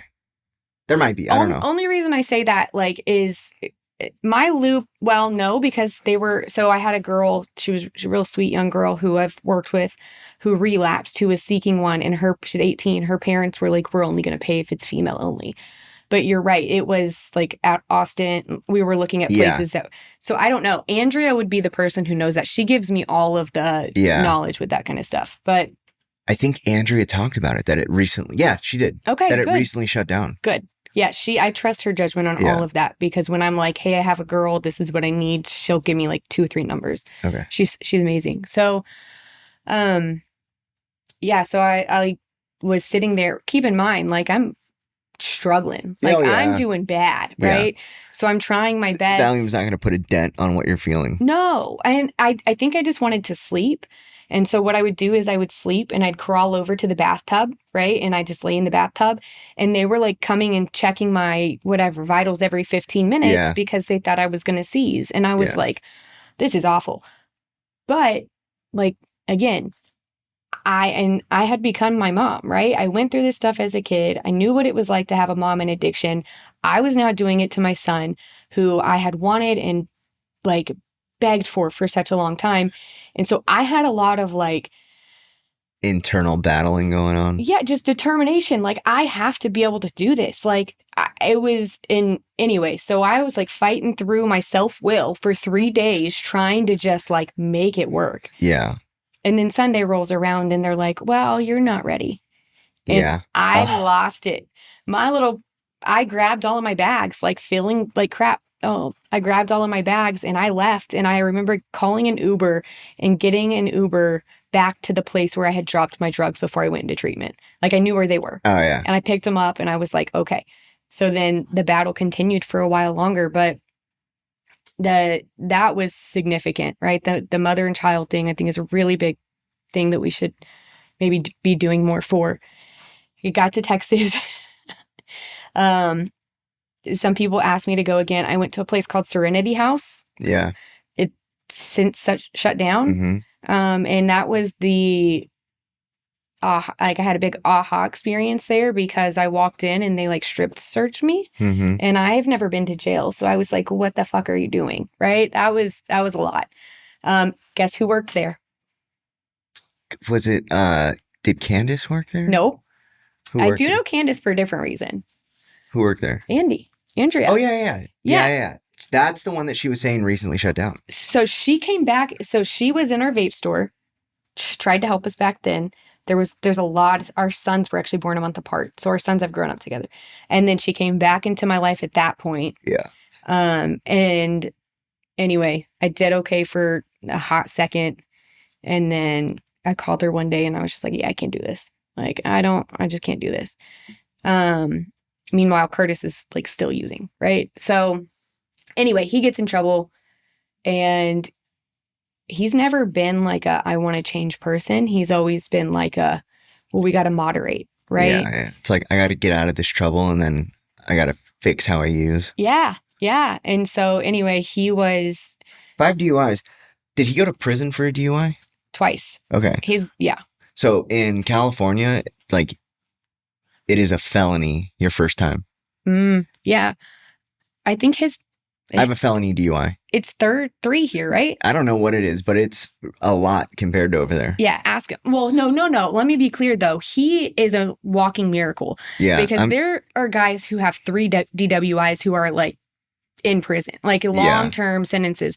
So when he got this last charge, I mean, we were both fully prepared for like prison term. I'm going to raise this child without him, right? And so it was just, and I think that's what it was, is like he had accepted that he was going away. And so it was a matter of like, I'm still going to be a father in prison or not.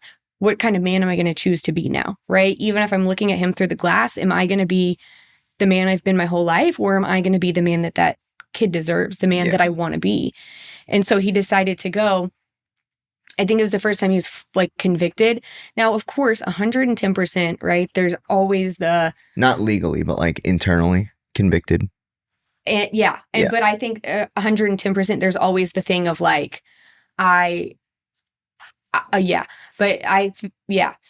got stuck there. Yeah. So he wasn't convicted by the state yet. He was internally convicted, but he still had that mentality of like, maybe, just maybe if I go, this will help, right? Yeah. Maybe I can avoid it. But I mean, we got an attorney, like we got a good attorney, and he was like, man, I'm going to try my best. He was like, I don't know what to tell you, but I'm going to try my best.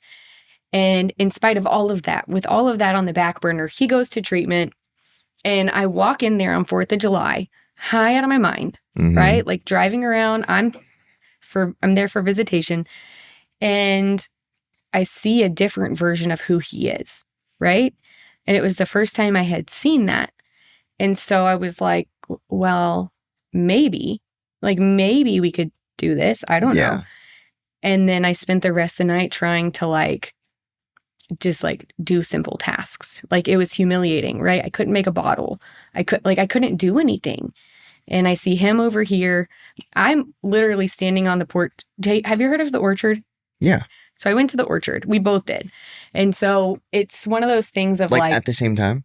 30 days apart. Okay. So yeah. So he was there in the residential program. I came to visit him, and Brandy, right? So Dan's wife, Brandy, she had tried to come get me from Serenity House, and she was like, we can help you, come over here. And I was like, okay, whatever. And so we get over there, and she's like, are you okay? Are you okay? So they know that I'm like out of my mind, right? Yeah. But they're trying their best to like keep the peace because they want to help me. They're like, so long story short, that night I stood in the driveway looking at the freaking cows, and I was like, okay, so if he can do... Anyway, so then he left. He gave me his bed. No. What were you thinking? I was like, if he can do it, maybe I can too. Yeah. Like, if I can see something on his face that I've never seen since I've known him, maybe there's a chance that I can have that peace too, right? Yeah. And so still to this day, I have the videos from that day of him. We're teaching Cooper how to use a scooter, like just all the things. And it was the first time that I think I wanted... like that life and like that love and that family dynamic meant more to me than chasing away my pain. Yeah. So we stood out there staring at the cows, and he was like, if I give up my bed, will you take it? And I was like, I still had this thing in my head that was like, I don't know if I can do this. Yeah. But when your husband says that, like you say yes, right? Yeah. And so I said yes. And then he came home the next day, and then I went the next day. Yeah. So it was a series of days later. But 4th of July, I think, was like the turning point for me. I'll never forget that 4th of July. Yeah. Yeah. It was, I'd been there for a month, and typically like there is no outings, right? But the 4th of July is like the only time that they do like an outside event. And so we went to like this park. That park used to be a zoo, and the zoo enclosures are still a part of the park. And so there's like animal cages like in the park. Wow. And like I didn't know anybody, and like I was going through all this other shit like internally, and I just remember like sitting there all day. They're all playing like softball and baseball, and I'm fucking miserable, and still no clue that like my daughter had just been born. Yeah. And like all that's like going through my head, and like I'll never forget that day. Did she come early? She came like 3 weeks early. Okay. Yeah. So you knew it was coming. You just hadn't. Oh yeah. Yeah. Yeah. Well, also, so we found out she was pregnant like the day after Thanksgiving of 2020. I got arrested December 28th. So a month later. Yeah. And in between that time, at some time, she thought she had a miscarriage. So when I got arrested, I was like, okay, like there is nothing there. I wrote her off.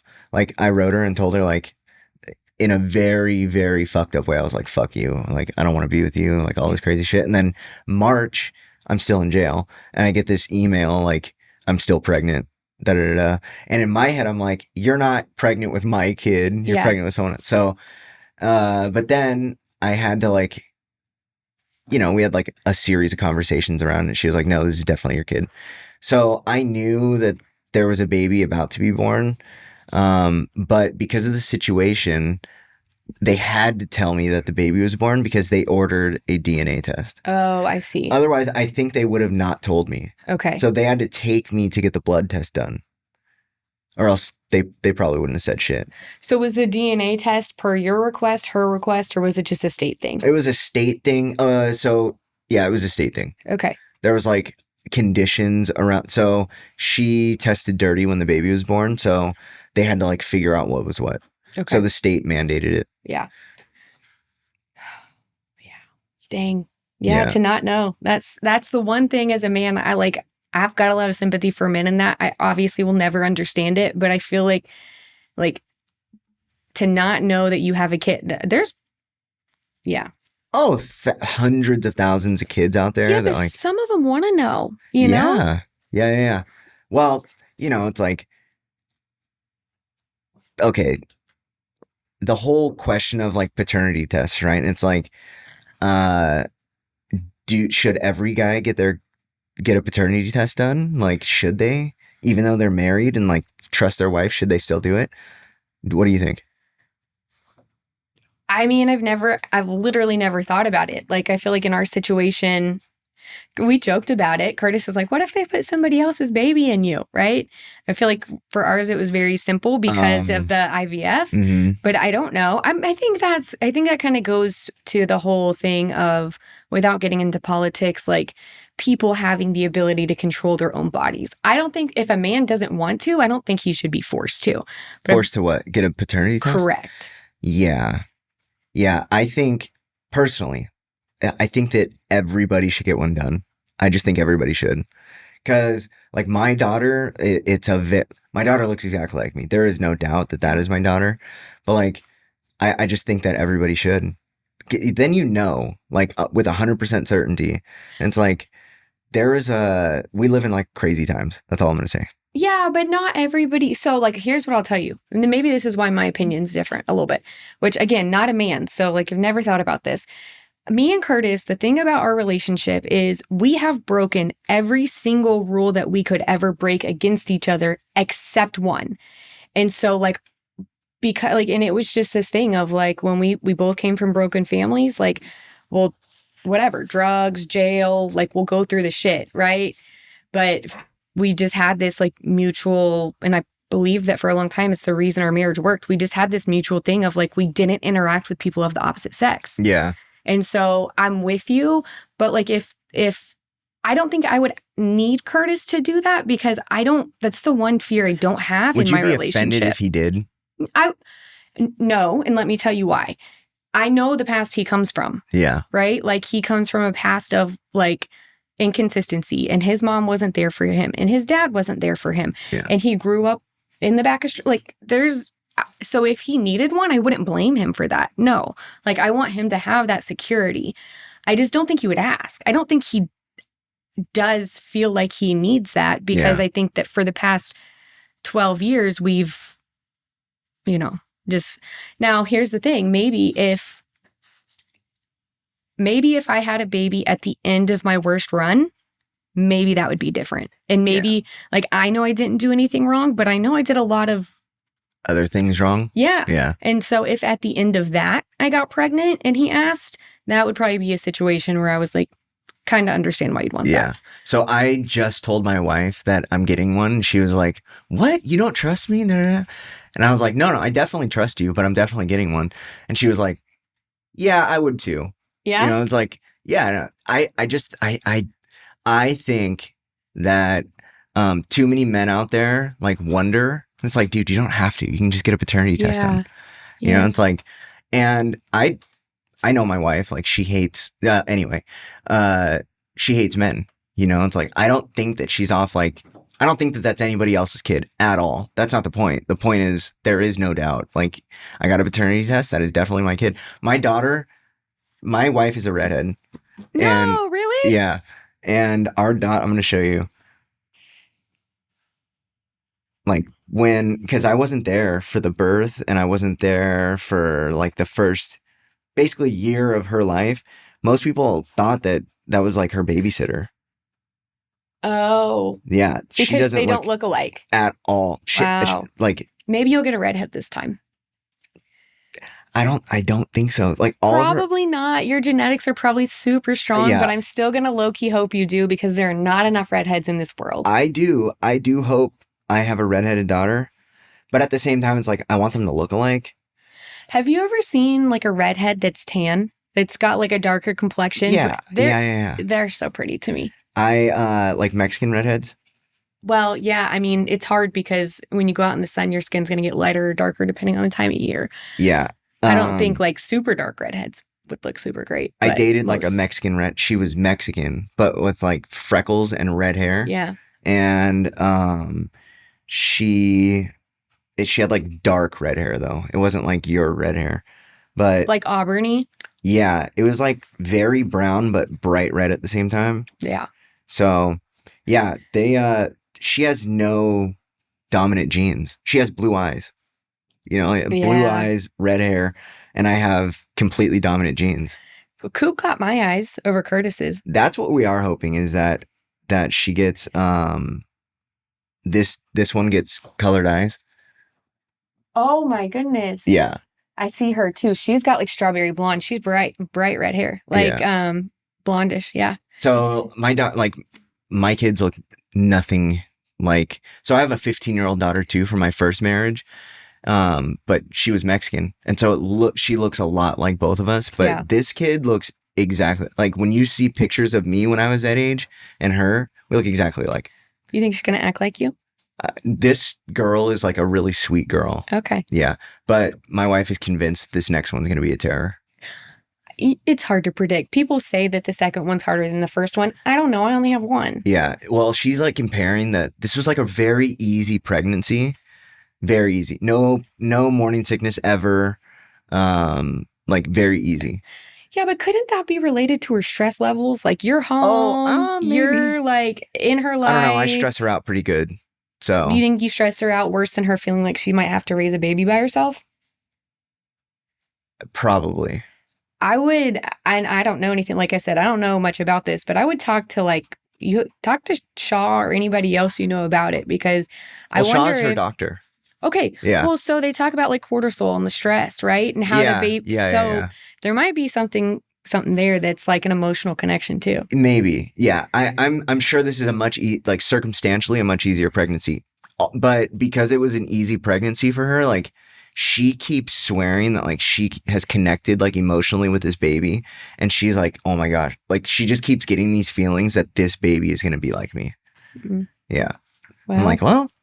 We'll see. She'll be a killer. Yeah. Yeah. Yeah. But okay.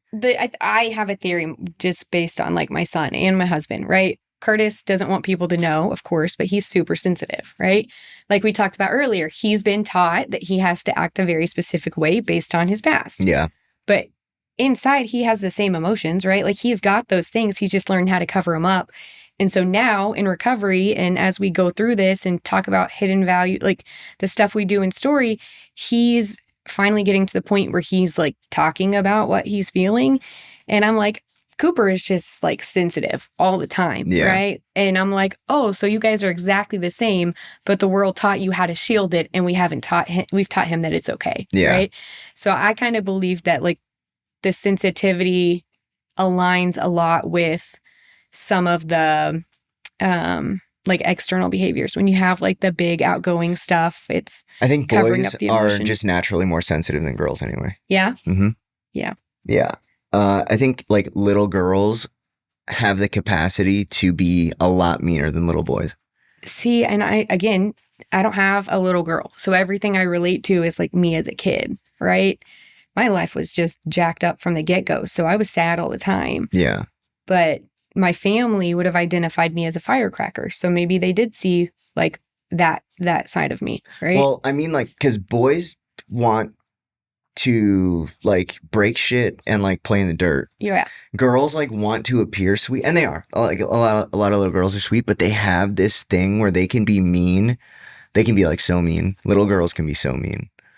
Yeah. Yeah. I mean, I trust you. I don't have a daughter, so my reference is literally like, so Cooper, sweet kiddo, he lays in bed with me at night. I tuck him in and he's like, Mommy, Emma said this to me today, or whatever. This girl called me stupid. And I'm like, why? Like, why? So I don't know. I don't know. I would love, I don't know. I would would love to have another boy, but secretly I'd really like to have a little girl. I'm done having kids because I know I'm going to end up with all girls. Is your first a girl? Yeah. Yeah. So you have 3 girls. Mm-hmm. Yeah. Yeah. That's what my dad had. 3 girls. Yeah. I already know. She was like, let's have another kid. I was like, nope, ain't happening. Well, we can adopt a kid maybe, but not doing that. I wanted a boy so bad this one, but hey, didn't happen. Okay, I want to talk about story self. Okay, let's do it. Okay, so how'd you get involved in it, first of all? Okay, so I'm going to tell this. I will tell you, I'll answer all these questions and you can decide later what you want to use and not use. It's all going on there. Oh, God. Okay. All right. So originally, I told you I went to the orchard, right? Bring it closer to you. Yeah. So I told you I went to the orchard. Originally, so Aaron, who's my partner, my business partner, Curtis does this with us, right? So he's my romantic partner and Aaron's my business partner. So Aaron was a high school biology and leadership development teacher years and years and years ago. Leadership development? That was like a class? He made it one. Yeah, in high school. So, and he'll tell the story that they came from like a district that had a lot of poverty, and the whole idea of trying to sell the kids the American dream wasn't going to work, right? Telling the kids that you need to go to school to get a job, to make good money so that you can buy a house and get married and you'll be happy. He was like, it was bullshit for my kids, right? Yeah. I mean, it's generally bullshit because we're selling this external narrative for this internal peace of mind, right? Yeah. And so the American dream has fundamentally changed anyway, because the American dream, like traditionally, the way that it was taught was like, you have a job. Like janitors used to be able to have 4 kids, support their at-home wife, and have 2 cars. I mean, yeah, that's a whole financial thing that's like people can't afford to live right now unless you come from a place of means. Yeah, the American dream was based on like that financial freedom. There was a lot of other stuff that like fed into it, but at the bottom line was like, you can come here from wherever you're from, be a janitor and and own a home, have your kids, like die, and like your kids can then exceed your station in life. Yeah, right. Then maybe they decide they want to go to college or do something different. And so every generation is getting a little bit better and a little bit more secure, right? Until 20 years ago. Yeah. Okay. Fair. Yeah. And that now it's like so my grandparents raised their kids to be better than them. And so our parents, they were like the last generations where like it was possible to do that. Now it's impossible. Yeah. I mean, people are billionaires now, and most kids are like okay with not exceeding their parents' station in life. They can't. A lot of people can't. Yeah. Well, and I think even like the goals are different, right? Whereas back then everybody was told you need to go to college. We're like, now people don't do that. They're like, hey, you can start a business, you can do a trade, you can get on social media and do something you love on the internet, right? Most kids, right? Like I don't know. I don't interact with most kids, but the majority of things that I see was like, when you were a kid, what did you say you wanted to be? A teacher, and I did go to school to be a teacher. Yeah. Yeah. Yeah, that is not happening anymore. 100. My son told me he was going to be a Minecraft YouTuber, and I told him, the hell you are. Dude, so a lot of the things that I do see is like they want to be influencers. Yeah. Whatever that means. Yeah. Well, and that brings up the point of value that we talked about earlier. Yeah. Like what kind, right? But yeah, so that's where it originated, because he needed a way to allow them to have an experience. Because when an adult just goes and tells a kid, this is what you should do and this is what you shouldn't do, it doesn't work, right? You can't just tell them. So he wanted to create an experience for them to do their own analysis of who they are and what they believe and what they want, so that they could begin to build a life of meaning, not a life of money, right? Because they were seeing that wasn't working, Yeah. right? And so, or their parents were 50 years old and miserable. Where was this? Detroit. Oh, yeah. Okay. Yeah. Yeah. So I have lived in Texas my whole life. I'm like pretty Southern, but Yeah. it like the way he tells his experience is it was a very different place than where I grew up. Well, right? yeah. Also, Detroit is now a part of the Rust Belt, but Detroit used to be like a mecca for industry. Yeah, factories and stuff. Blue collar. Yeah. Yeah. Well, that was the epicenter of the car industry. Yep. Yeah. And so, like, all their streets are like. I think Ohio was Ford and Detroit was. Do you remember? I don't remember which ones were which, right? But like that whole Midwest, you had like Pittsburgh was the steel, you had Detroit, which was Motor City. Yeah. Right. And then additionally to Motor City, it was like Motown, like the music came out of there, and like that. Eminem. And then the car industry started to deteriorate, and then it just was complete waste. Have you ever been there? No, I've seen pictures, and that was, I mean, a lot of the work he did was like the kids were doing this and they were like, I got to get out of here. I got to get out of here. And then what was happening was the good kids weren't doing anything to help the town grow. Right. Yeah. So they it were was leaving. They were leaving. Yeah. And so some of the kids started to do this work and like change the way things were done. Like, so some of his kids now, they are still in Detroit and they go and they fight the system and people who are wrongly incarcerated. Mm-hmm. Like, so there's all kinds of like movements of like these groups of kids that have grown up and they know not all they didn't build a path of these are the things I have to do to make money. They built a path of these are things I can do to change the way we engage in the world. Mm-hmm. Right. But no, I haven't been there. I've just seen the pictures and heard the stories and like the graffiti art and the stuff that is so natural to that town that anybody else would deem as bad, but like has become so like cultural for them, right? It's so important to them as people of that town because it represents who they are. And so I think they do have a very tight knit understanding of each other and like love for each other. Yeah. I've been there twice. And one of them, it was like a work thing. The other one, it was, I just ended up there. But you said graffiti, and it's funny because, you know, there's like, most people don't realize this, but there's three main components of hip hop. Are you a hip hop person? Maybe when I was younger, I really tried to, what do you mean? Like music, but not graffiti. No. Like, so yeah, there's three components of hip hop. It's breakdancing, graffiti, and MCing. Okay. And like, one of the greatest MCs ever to do it came out of Detroit, right? Eminem. Yeah. Yeah, he's amazing. And then, but the graffiti world in Detroit. So I love graffiti. I paint. I'm from San Diego where there's like a big graffiti community. I still, like my garage, I paint a wall like all the time. And one of the things though about Detroit that you'll always hear is like the music, and whether it was Motown and the evolution into Detroit hip hop or whatever, but their graffiti world is amazing. Yeah. They have like such a vibrant graffiti. Also, there's like different styles of graffiti, and some of the graffiti artists that come out of there are like world-class graffiti artists. Yeah. So, and I think those are some of the pictures and stuff. Like, I don't know anything about it. It's cool that you do. It's cool that you've had that experience. Yeah. But he's just been like, these are the things we're really proud of about.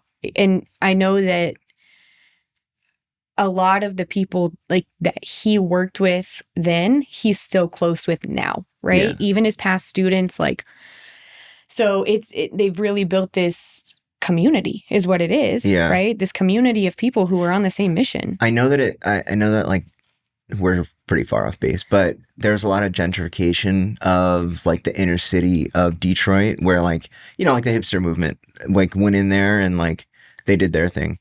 But anyway, so do you know the years that he started doing this? No, not exactly. No. Okay. No, I would just always say 20 years ago. Okay, 20 years ago. Okay. I mean, but he was in Vegas and then he went to Detroit. So he did some stuff in Vegas first. So. And has he told you like how the evolution of a leadership class like came into Story of Self? Yep. Okay. You want to hear it? Yeah. So it started as that basis of like trying to give them these prompts for them to begin to write and like dig into those pieces. And so over the years, like he wrote a book, he's like done all of this work around it. Is that the book that you gave me? Maybe. Yeah. Story of Self. It's red and black. Yeah, mm-hmm. Yeah, it is. So he started with that and then just continued to try to like make it better. And it was what it was, right? It was a curriculum for kids in high school to begin self-discovery, to build a meaningful life. Mm-hmm. Well, I went to the Orchard as a resident, as a client, me and Curtis, and Brandy and Dan like kind of like recruited us, right? They were like, we would really love it if you guys came to work here. So we went back to school and we did the whole LCDC thing. Which was cool. It was a really good experience. My thing was, I was kind of weird about it because what I said from the get-go is, okay, but I don't want to do like traditional treatment. Yeah. Like I was just kind of resistant based on some of my experiences, right? Yeah. And again, not that they're bad, they're just incomplete. Like I didn't get everything I needed from that. Whereas when I got to work with Aaron in extended care, we didn't do Story of Self. We didn't have that as a program, but we had his lessons, right? Yeah. The things that he taught, that he believed in, that helped change the way we saw the world, change the way we saw ourselves. So how did you meet him? He was a teacher. He was the director of extended care. He was literally my teacher, my mentor. Yeah. And so he was there, and then me and Curtis were clients. And so I'm like, okay, let me be clear. Candace was my first sponsor, and I tried to get sober many times before. I did Suboxone for a while. I've got some experience there where like it worked at one point in my life and it didn't at another point in my life. Mm-hmm. I tried Celebrate Recovery. So I tried these other things, and like this experience for me was different. And I attribute it to two things. Number one, Candace was my sponsor, and she is an amazing human being, but she is hardcore when it comes to that kind of stuff. Yeah. And so I worked the steps with her, and I stayed in treatment, and I did PHP, and I did IOP, and I did like an extended stay, and I was learning from Aaron, right? And the lessons he was teaching me were different than anything I had seen before. Like he'll challenge CBT right off the bat. He's like, CBT is good for these things, but we're using it for everything. And like Shaw talks about the amygdala and the emotions and the trauma. Well, that part of your brain is not a part of your brain that is really affected by CBT, right? So we have to begin to treat those things with different methods. Mm-hmm. And there's not a ton of that. EMDR is a good one. But there has to be more emphasis on some of those things, some of the unconscious stuff that we're doing. Anyway. So he would teach me like the lessons, and I began to see the world different. That was the first time I realized, I knew emotionally that I had become my mother, but he helped, like I was so disgusted with myself. He helped me peel back all the layers of it, right? Like what I believed about myself, what I believed about the world, what I believed about, like what I had become, and then like the patterns, like how I tried to disprove all of the things, right? And he never looked at me as an addict. He's a normie. He is not in recovery. He has never looked at me as an addict or an alcoholic. He just looks at me as a human being. And he's like, this is part of your story. This is part of who you are. It's not the whole thing. But we have to peel back the pieces so we can begin to see what's happening where. So after that, we did the counseling thing. They asked us to come back. And I told Brandy, because we had to move. Like, we didn't live in Katy. We lived in Montgomery. And I was like, if we're going to shut down our vape stores and move our whole entire life from Montgomery to Katy, like leave behind our family and do all of this, we want the commitment to be that, like, we want a commitment. We want to know that we're going to get to work in Story, which is what they asked us to do. So we wanted to work in extended care. We wanted to learn from Aaron, and we wanted to be able to stay there for an amount of time with the ability to move up potentially in the future. And so on the front end, that was like, okay, yep, we agree. And we like did, and we moved, and everything was like awesome for like years. And me and Aaron, he was like, I have this thing that I used to do that I really want to do.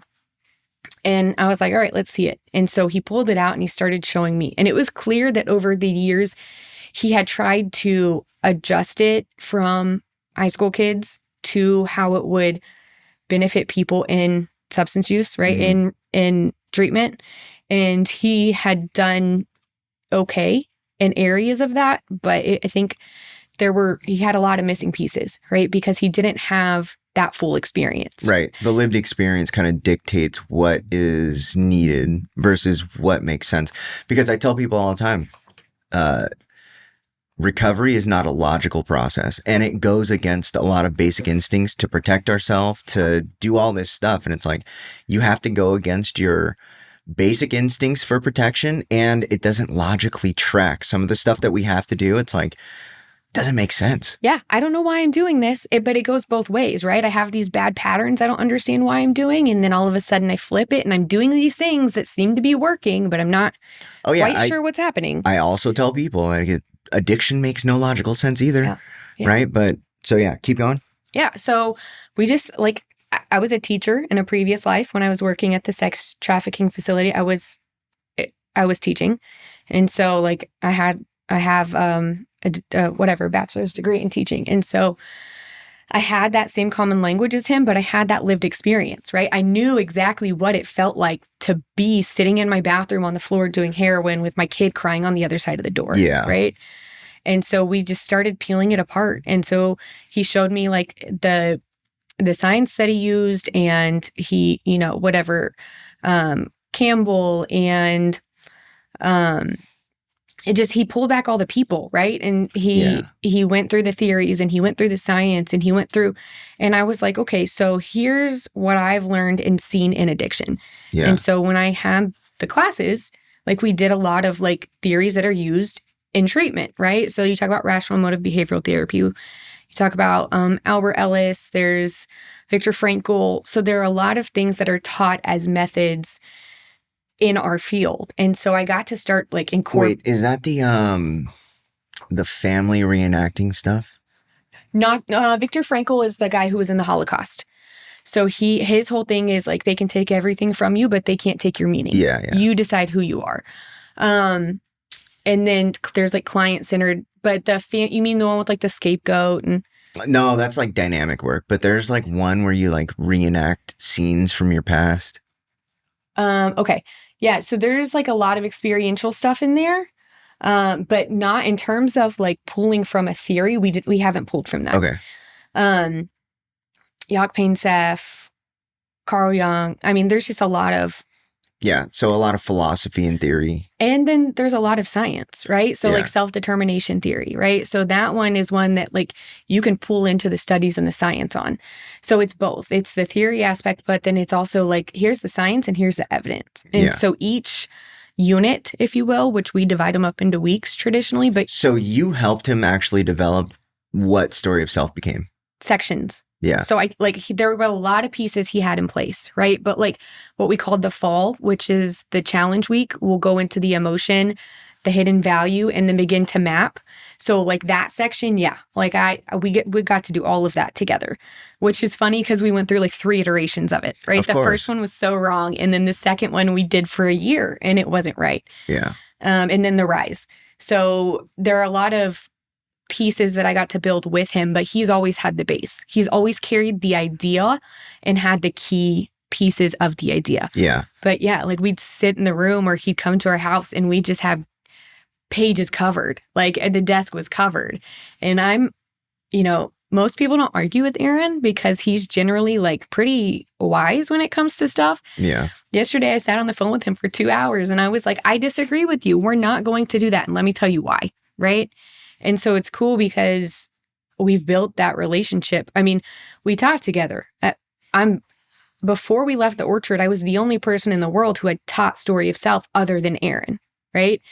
And so, it's just, again, like he definitely did most of it, but I got to come alongside him at the end and do the stuff that was specific to what we're doing now. Yeah.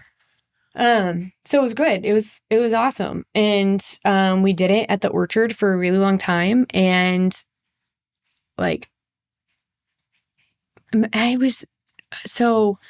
we talk a lot about like those hopeless people who come into treatment and you're like, nothing's going to work for that kid, right? Like the heroin addict who everybody votes against, right?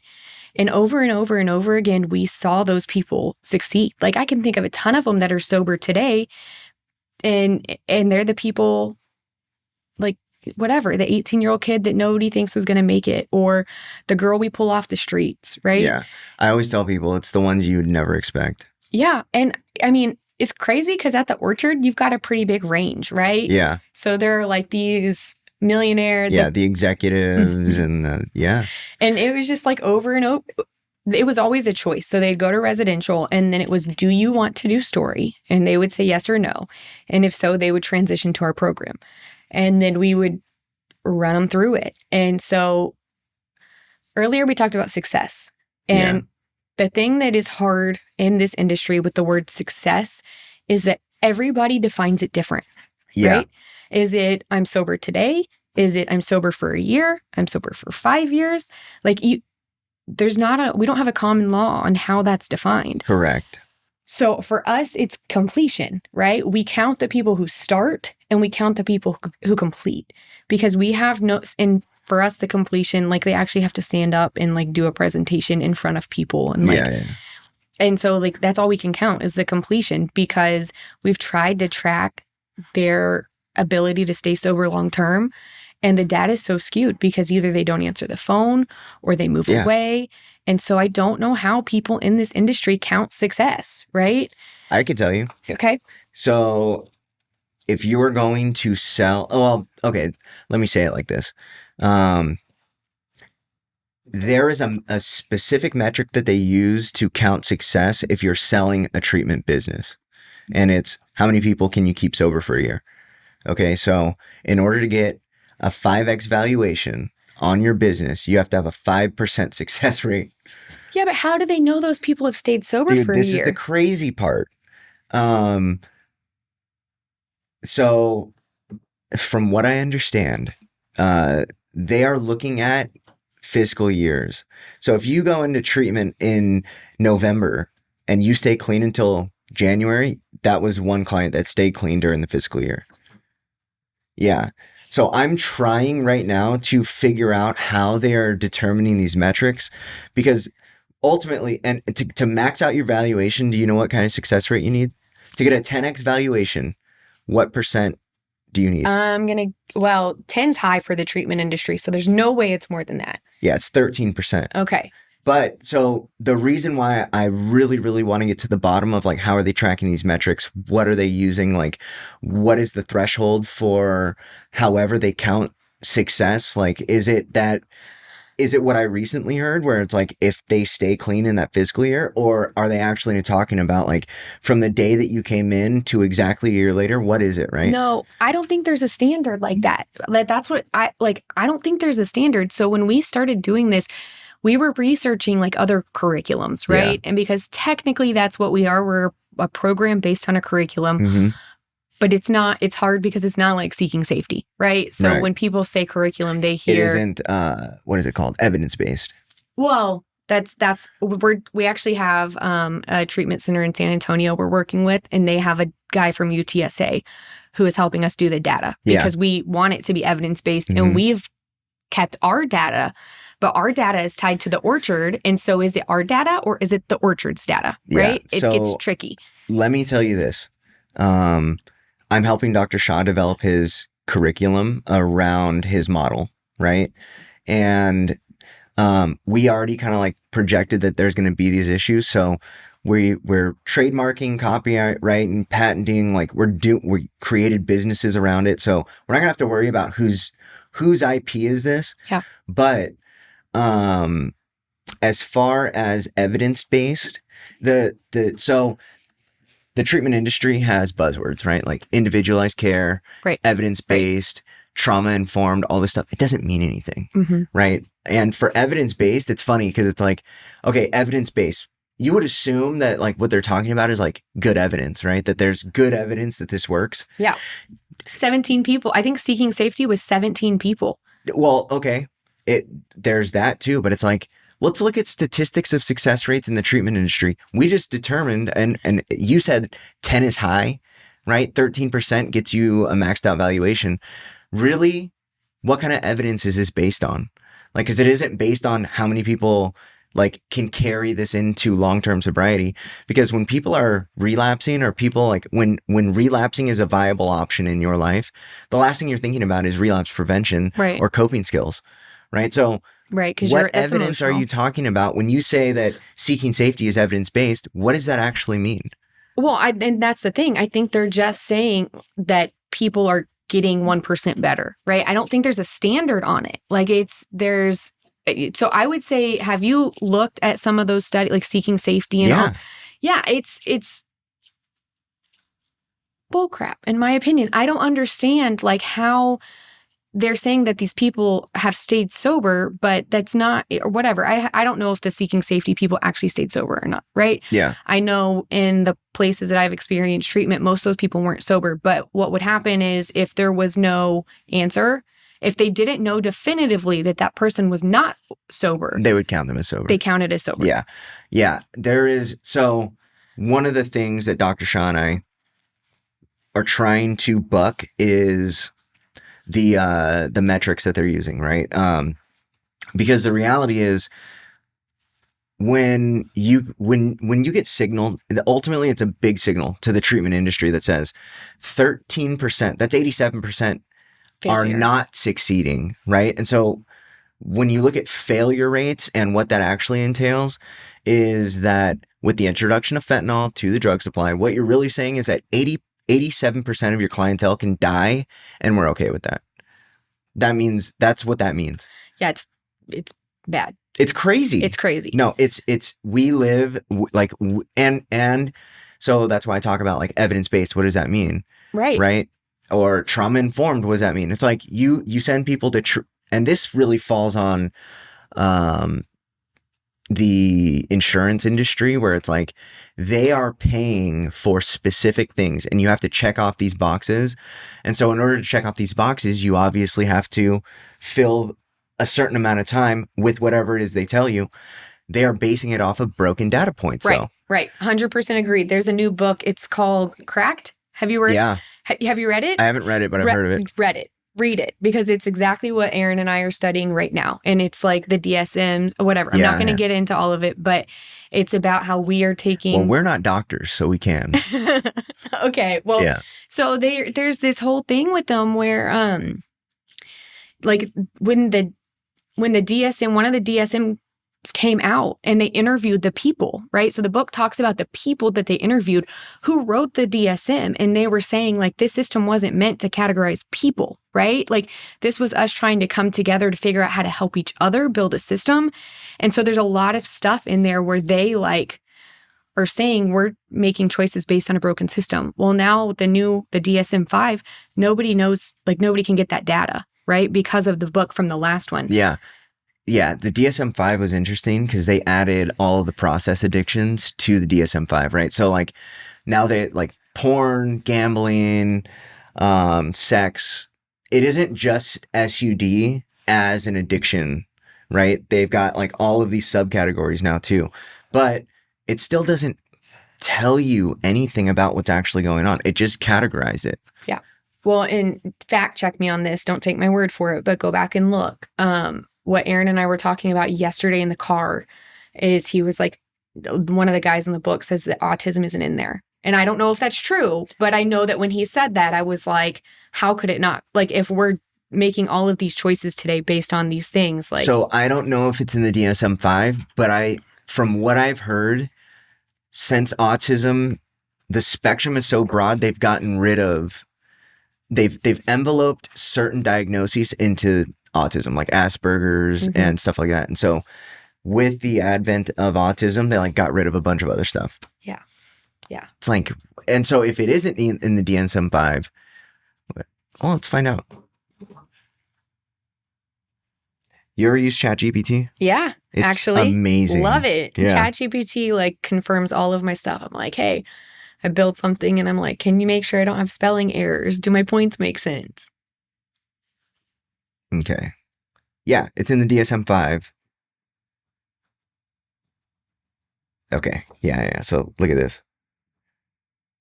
It's autism spectrum disorder, and it enveloped into it Asperger's child disintegrative disorder, pervasive developmental disorder, and like some other stuff. And the definition is funny. The synonyms is social wait. Oh yeah. The symptoms. Basically, it's just a bad kid.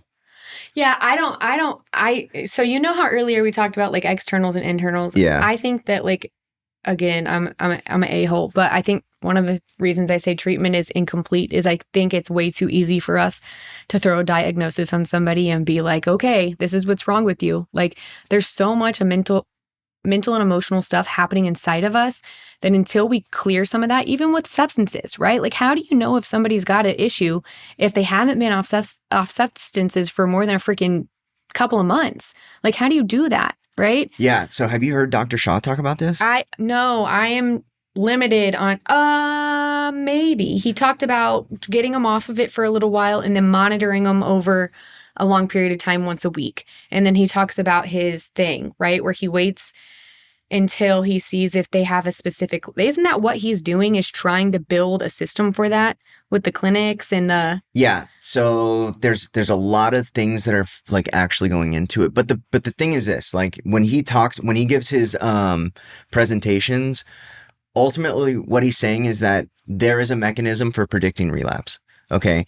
And there's an assumption that the majority of people who go into treatment come out with all these different diagnoses, right? It's like depression, anxiety, this, and this. And they get a bunch of medication around these diagnoses. Mm-hmm. Really what's going on is there's a misdiagnosis because how much of it is substance induced and how much of it will subside without the substances. Yeah. Right. And so let's say I'm diagnosed with depression and anxiety, right?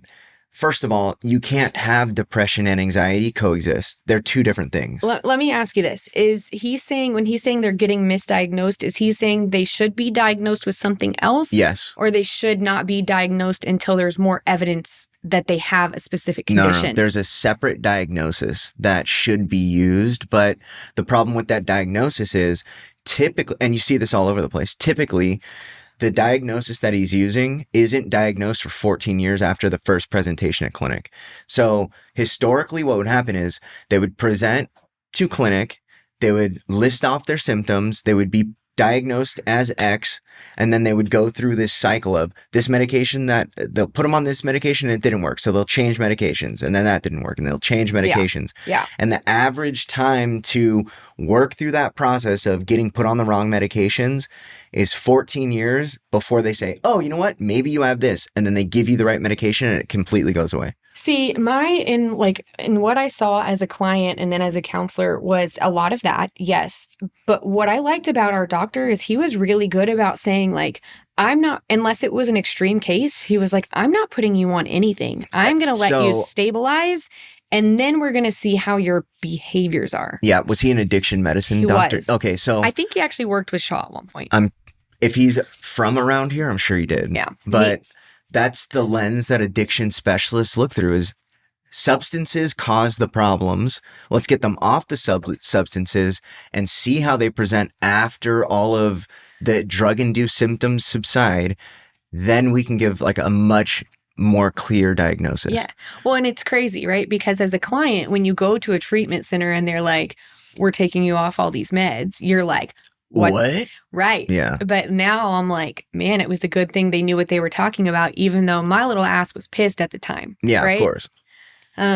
But yeah, so I think I did listen to a little bit of what he's saying on that, where he's talking about trying to find the specific, because he's using the scale. He calls it something, right? And when they get to The like awareness 150 scale. Or something, then he's like, okay, now this person. That's the hypomania checklist 32. Okay. But yeah, he does a bunch of baseline scales to see where you should be, right? And then you're constantly getting the aware scale.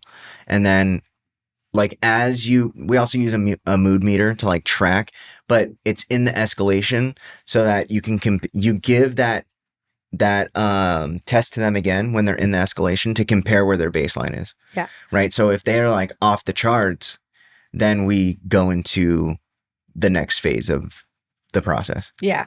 So I think we're trying to like tackle the problem from different areas, right? Where like a lot of what we're trying to do is like because a lot of treatment in You my guys are doing experience, addiction work, right? Like well, we work with veterans too. He's a doctor. Like, so he's doing what he can do, and you guys are doing what you can do. Yeah, 100%. He is in the medicine phase at the very, very front of it, right? Yeah. And so I don't know if you should say front of it. I think so. Does he get them when they come in? Does he get them at the beginning in detox? So his clinic is called Aftercare Doctors. Oh, okay. Yeah. Okay. So he sees them long term. Yeah. Yeah. Like it has to be long term because anybody that goes into, so it's a very rare specimen that gets re-triggered in treatment. It's a bubble. So does he work in detox? Yeah. Okay. So but he those oversees 2 separate things. Yeah, that's like the front end of the process, but his clinic specializes in the back end of treatment. Okay. But yeah, he because of, so he's a neurologist and an addiction medicine specialist. So he can the way that he detoxes people is special, right? Like, he doesn't have like a typical protocol for Suboxone. He doesn't have a typical protocol for the medications that they use for detox. He uses a lot of medications that are super old, really cheap, but just really effective. Yeah. That they aren't traditionally for the thing that he prescribes them for. Did you detox with him? Mm-hmm. Okay. And it was like a generally good experience. I mean, it was the only time in my I've detoxed. I don't know how. I've been arrested 40 plus times. So I've detoxed in jail. I've detoxed in treatment.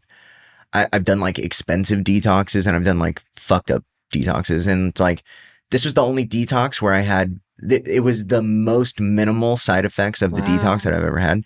And it was like the smallest amount of drugs that was used that I've ever seen for myself, at least. Most of it, it's like, we're going to titrate you up as fast as possible on Suboxone and then let you wean off or keep you on it for the rest of your life. Yeah. You know, it's like, he's like, if you're here for 7 days, we're going to give you what you need and we're going to take you off so that by the time you're out of here, you're not leaving with Suboxone. Yeah. Yeah. So that's kind of how Brown did it for me. It was like 5 days. It was a taper. And then there were some like comfort meds around them. Yeah. I don't remember what it was. It probably wasn't the same. It was probably a little bit different. But I did the Suboxone thing multiple times in my life. And there was a period of time where like I could do it and not overuse it. Like I wasn't abusing it and it gave me a life, right? And then I've done it where I overused it, right? Like I think so. What happened when you overused it? I mean, I would nod. Really? Yeah. But I mean, when I did it the way the doctor intended for me to do it, that didn't happen. So me and my husband have had this argument many, many times because his thing is Suboxone gets you high. And I have used it in a way to get me high. That is true. Okay. But if you use it the way it is intended to be used and you are sincerely detoxing from a substance, that doesn't happen. So like if I say I couldn't get my hands on any heroin. Well, I could go get Suboxone and I could take a strip and I could still feel the effect, right? Really? Yeah. So, but I mean, it was, again, like how I was using it, right? Because, you know, those strips, you cut them in little sections or whatever. So when I did it the way the doctor intended for me to do it, so the psychiatrist I saw when I was in that phase of my life, worked under the guy who made it or whatever. Really? So he was big on like this 2-year process, right? We're going to do it for 2 years. And during this process, you have to make these changes and these adjustments to your life. And it's actually kind of a weird thing to get. Who's this guy? His name's Peter Johnson. He's in the Woodlands. Okay. Yeah, he's great.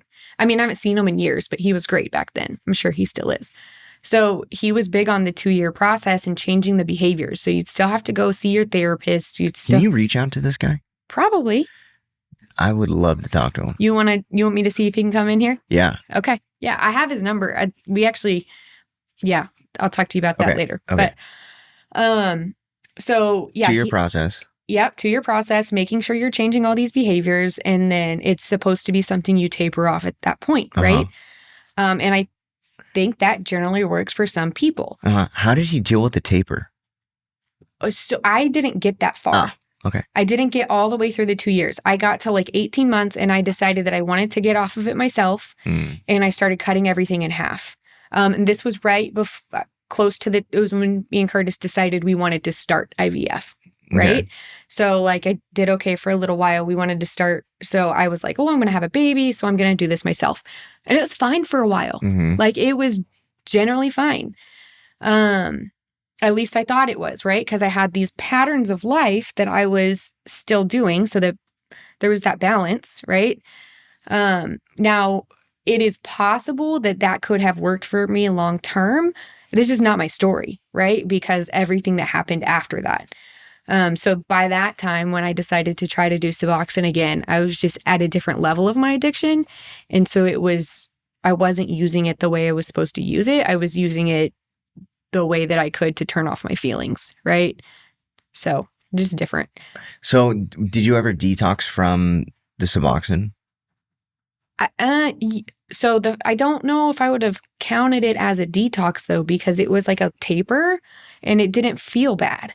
Right? Like I don't feel like I was detoxing off of it. Okay. Now, have I been in a situation where I did opiates and Suboxone and gone into like withdrawal because I was mixing drugs? Yeah. Sure. But like the first time when I did it long term, it didn't feel like any withdrawal when you came on. Did you successfully come off of it? Correct. That's amazing. I think that I had done it for a long time and I think that it did what it was intended to do. Yeah. And I didn't feel I didn't feel like I needed it anymore, right? And I wanted to get on with my life. And no withdrawal symptoms. It wasn't enough for me to complain about it, right? Like maybe, again, it was a long time ago, so I don't really remember, but I remember every day being intentional about taking a little bit less and a little bit less. And I'm a baby. Like I don't like to seek discomfort. I like to be comfortable. Yeah. So what I know about myself is if I was too uncomfortable, I wouldn't have done it. Yeah, right? For sure. So I don't know. But again, like I kind of talked about this a couple of times. I don't think I was as progressed at that point, right? Like I definitely wasn't doing heroin. I definitely wasn't doing fentanyl. So I was just dabbling with the pills and it was a little bit easier to adjust. And when I got to the point of like, heroin, fentanyl, then by that point I was just like, give me more of anything. Yeah, it's a different beast for sure. It opens up a world of options. When did you inject? I did not. Okay. I got lucky. I remember sitting there telling Curtis, because I told you the story about my high school friend who came up there to be my dealer. So he would nod off in the bathroom, right? And he was always like, do you want me to shoot you up? And I was like, nope. Like that was my one thing. I knew if I did it, I would never stop. Yeah. Yeah, it's a good assumption. Pretty good assumption. So my Suboxone story was very different, right? Like I ended up on a maxed out dose and I was like, I'm fucking done with this shit. And then I like went from 24 milligrams to like 2 in a couple months, like really quickly, really easily. Yeah. And then tried to get off the 2 milligrams for like 10 months. Oh, wow. Yeah. And it was turning into a nightmare where I couldn't do it. And so then I started calling doctors and like trying to figure out what to do. And all of the suggestions were like, you should just stay on it. Like you should just stay on it. Also like on paper, I'm like really high risk for relapse. So they were like, just stay on it. And, dude, I called, I don't know how many doctors. And so finally I was on a subreddit and I started reading like these people's experience and like what they did to get off of it. And so then I found the solution in a subreddit. And then it was trying to find the doctor that would prescribe the right thing to me, which was Sublocade. And it was like, nobody covered it with insurance. I had to end up paying for it out of pocket. I ended up finding a pain clinic that when they are weaning their clients off of pain pills, they put them on Suboxone and then they have this protocol to get them off.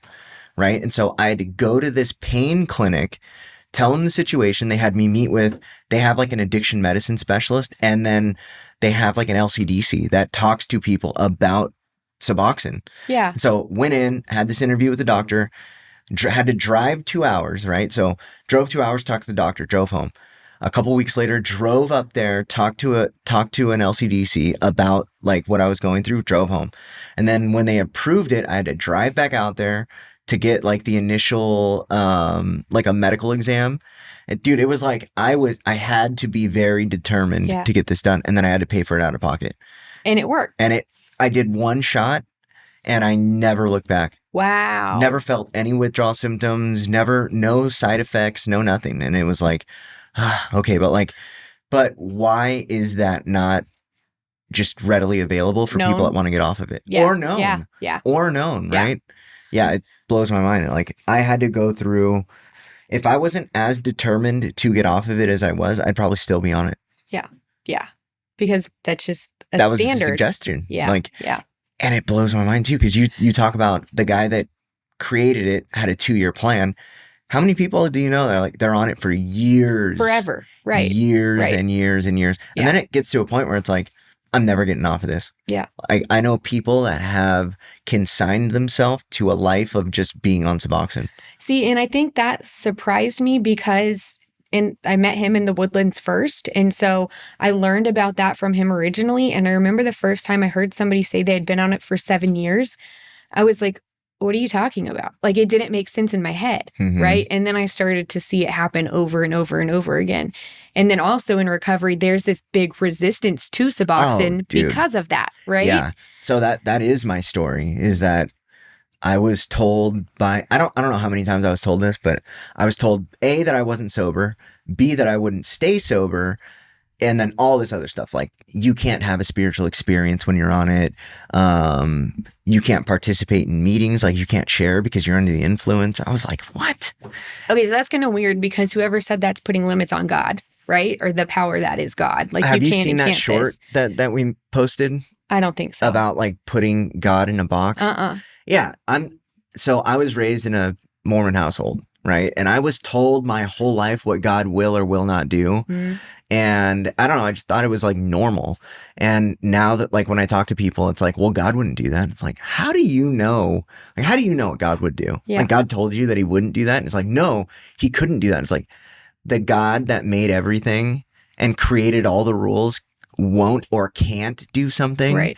It's like that. It sounds so crazy to me. So what I was taught is there are 3 things God can't do. Okay. He can't lie. Okay. He can't lie.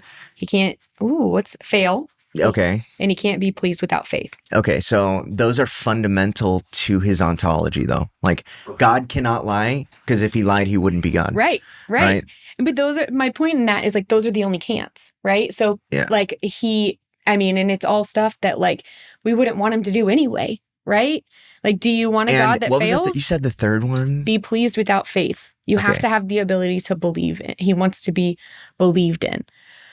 I don't know if I buy into that one. Because I did a lot of shit in my life that I'm almost positive God was like protecting me the whole time and was happy with me, like, in the direction that I was going, even though it was so fucked up. Because when I look back on my life, it's like, I should be dead. I should be in prison for the rest of my life, and still I'm here, right? And like, how do you define faith? Well, so that one's pulled from scripture. So I guess it goes to the question of, like, what God are we talking? Like, right? Because that's something that's pulled from scripture in terms of how I define my God, but that might not be true for everybody else. Is that fair? That is kind of fair, but I do think that this can go way off the rails. But I think that regardless of what you call God, it's all the same person. For sure. I agree with that. I agree with the idea of, like, the being is the being, regardless of how humans define that. Yeah. Right? But yeah, like you said, that gets very controversial. Like, my God story is, like, I grew up in church and I thought Christians were awful people, right? And so I did not want to be like them. Yeah. And I went to a church. I told you I went to the doctor. At one point I went to a church and I told the pastor's wife, like, hey, I'm struggling. I need help. And she was like, you need to get out of my church. Like, that was her answer to me, right? So I was went into treatment angry at God. And Candace started asking me these questions. And I remember, like, yelling at her because I did the whole, you don't understand, right? Like, how dare you challenge me that I need to find a God? Like, I just wasn't there because of my experience. Mhm. And I remember the first time, this is actually part of what we do in story. We talked a lot about the bad. We didn't really talk a lot about the good, but we take real life meaningful moments to help people understand their value system. And then we help them put that value system into action. Number one thing we hear when people are leaving treatment is, well, what do I do now? Right? Oh, yeah. So we really want to give them a path forward that's not based out of a victim mode or, well, in order to avoid this, right? Like, this is built on meaning and purpose. Like, this is how you move forward in a way that's going to be fulfilling to you. Anyway, so one of my stories from that, I remember sitting on a picnic table and my stepmom, who there's a whole lot with, sent me this song. And so Curtis defined, he's like, when you're trying to explain to somebody your spiritual experience, it's like trying to explain to them an acid trip. Like, you can't explain it. It makes so much sense to you because of what you saw and felt, but you can't explain it. But she sent me the song. It was called Fires by Jordan St. Cyr. And again, I wanted no part of God, especially not a Christian God. And I sat there and the song is all about the fires that God walks you through and how he pulls you through the flames. Reason it was significant to me is because I, like, growing up, like, because of my red hair, people would pick on me. They'd make little jokes. And my legal name is Heather Byrne. So Heather, heat, her, and then Byrne. So that's my maiden name. So there were a lot of people who were like, dude, you're going to die in a fire, right? There's so much reference to fire in my life. Where did Nikki come from? Heather Nicole. Okay. So that was a mom versus dad thing. Mom wanted Heather, dad wanted Nicole. I had a best friend growing up named Nicole, so I became Nikki. Okay. Yeah. So there was a lot of reference to fire. So that was like, in that moment, that would not have made sense to anybody but me. But there was so much confirmation from God. And so I became open to the idea of God. But not Heather. No. Okay. I mean, it's just not me. Yeah. Okay. Yeah. It just never, I mean, I'm not like, I'm one of those people, like, I'm open to whatever. Like, I'm not, like, I don't, you can call me, hey girl, right? Yeah. It just doesn't feel like who I am, right? Yeah. But anyway, yeah, so I became open to God in that moment. And then from there, God's just pulled me back into, like, I think it's like Jesus, but it's not necessarily like, I still don't agree with the traditions of church all the time. Just like I don't agree with the traditions of treatment all the time. Yeah. I think the systems that we use are generally broken, and it's not about focusing on the place as much as focusing on, like, the heart, right? Yeah. The broken part is systemic and it's incentivized, and there's nothing we can do about it. Yep. So it's like, you just got to work with what you can, right? And the thing about it is, like, you've got to be able to not answer to anybody. So the situation that I'm in, I feel like I'm in a unique situation because I'm not married to any given system of recovery. I'm not married to any traditional pathway.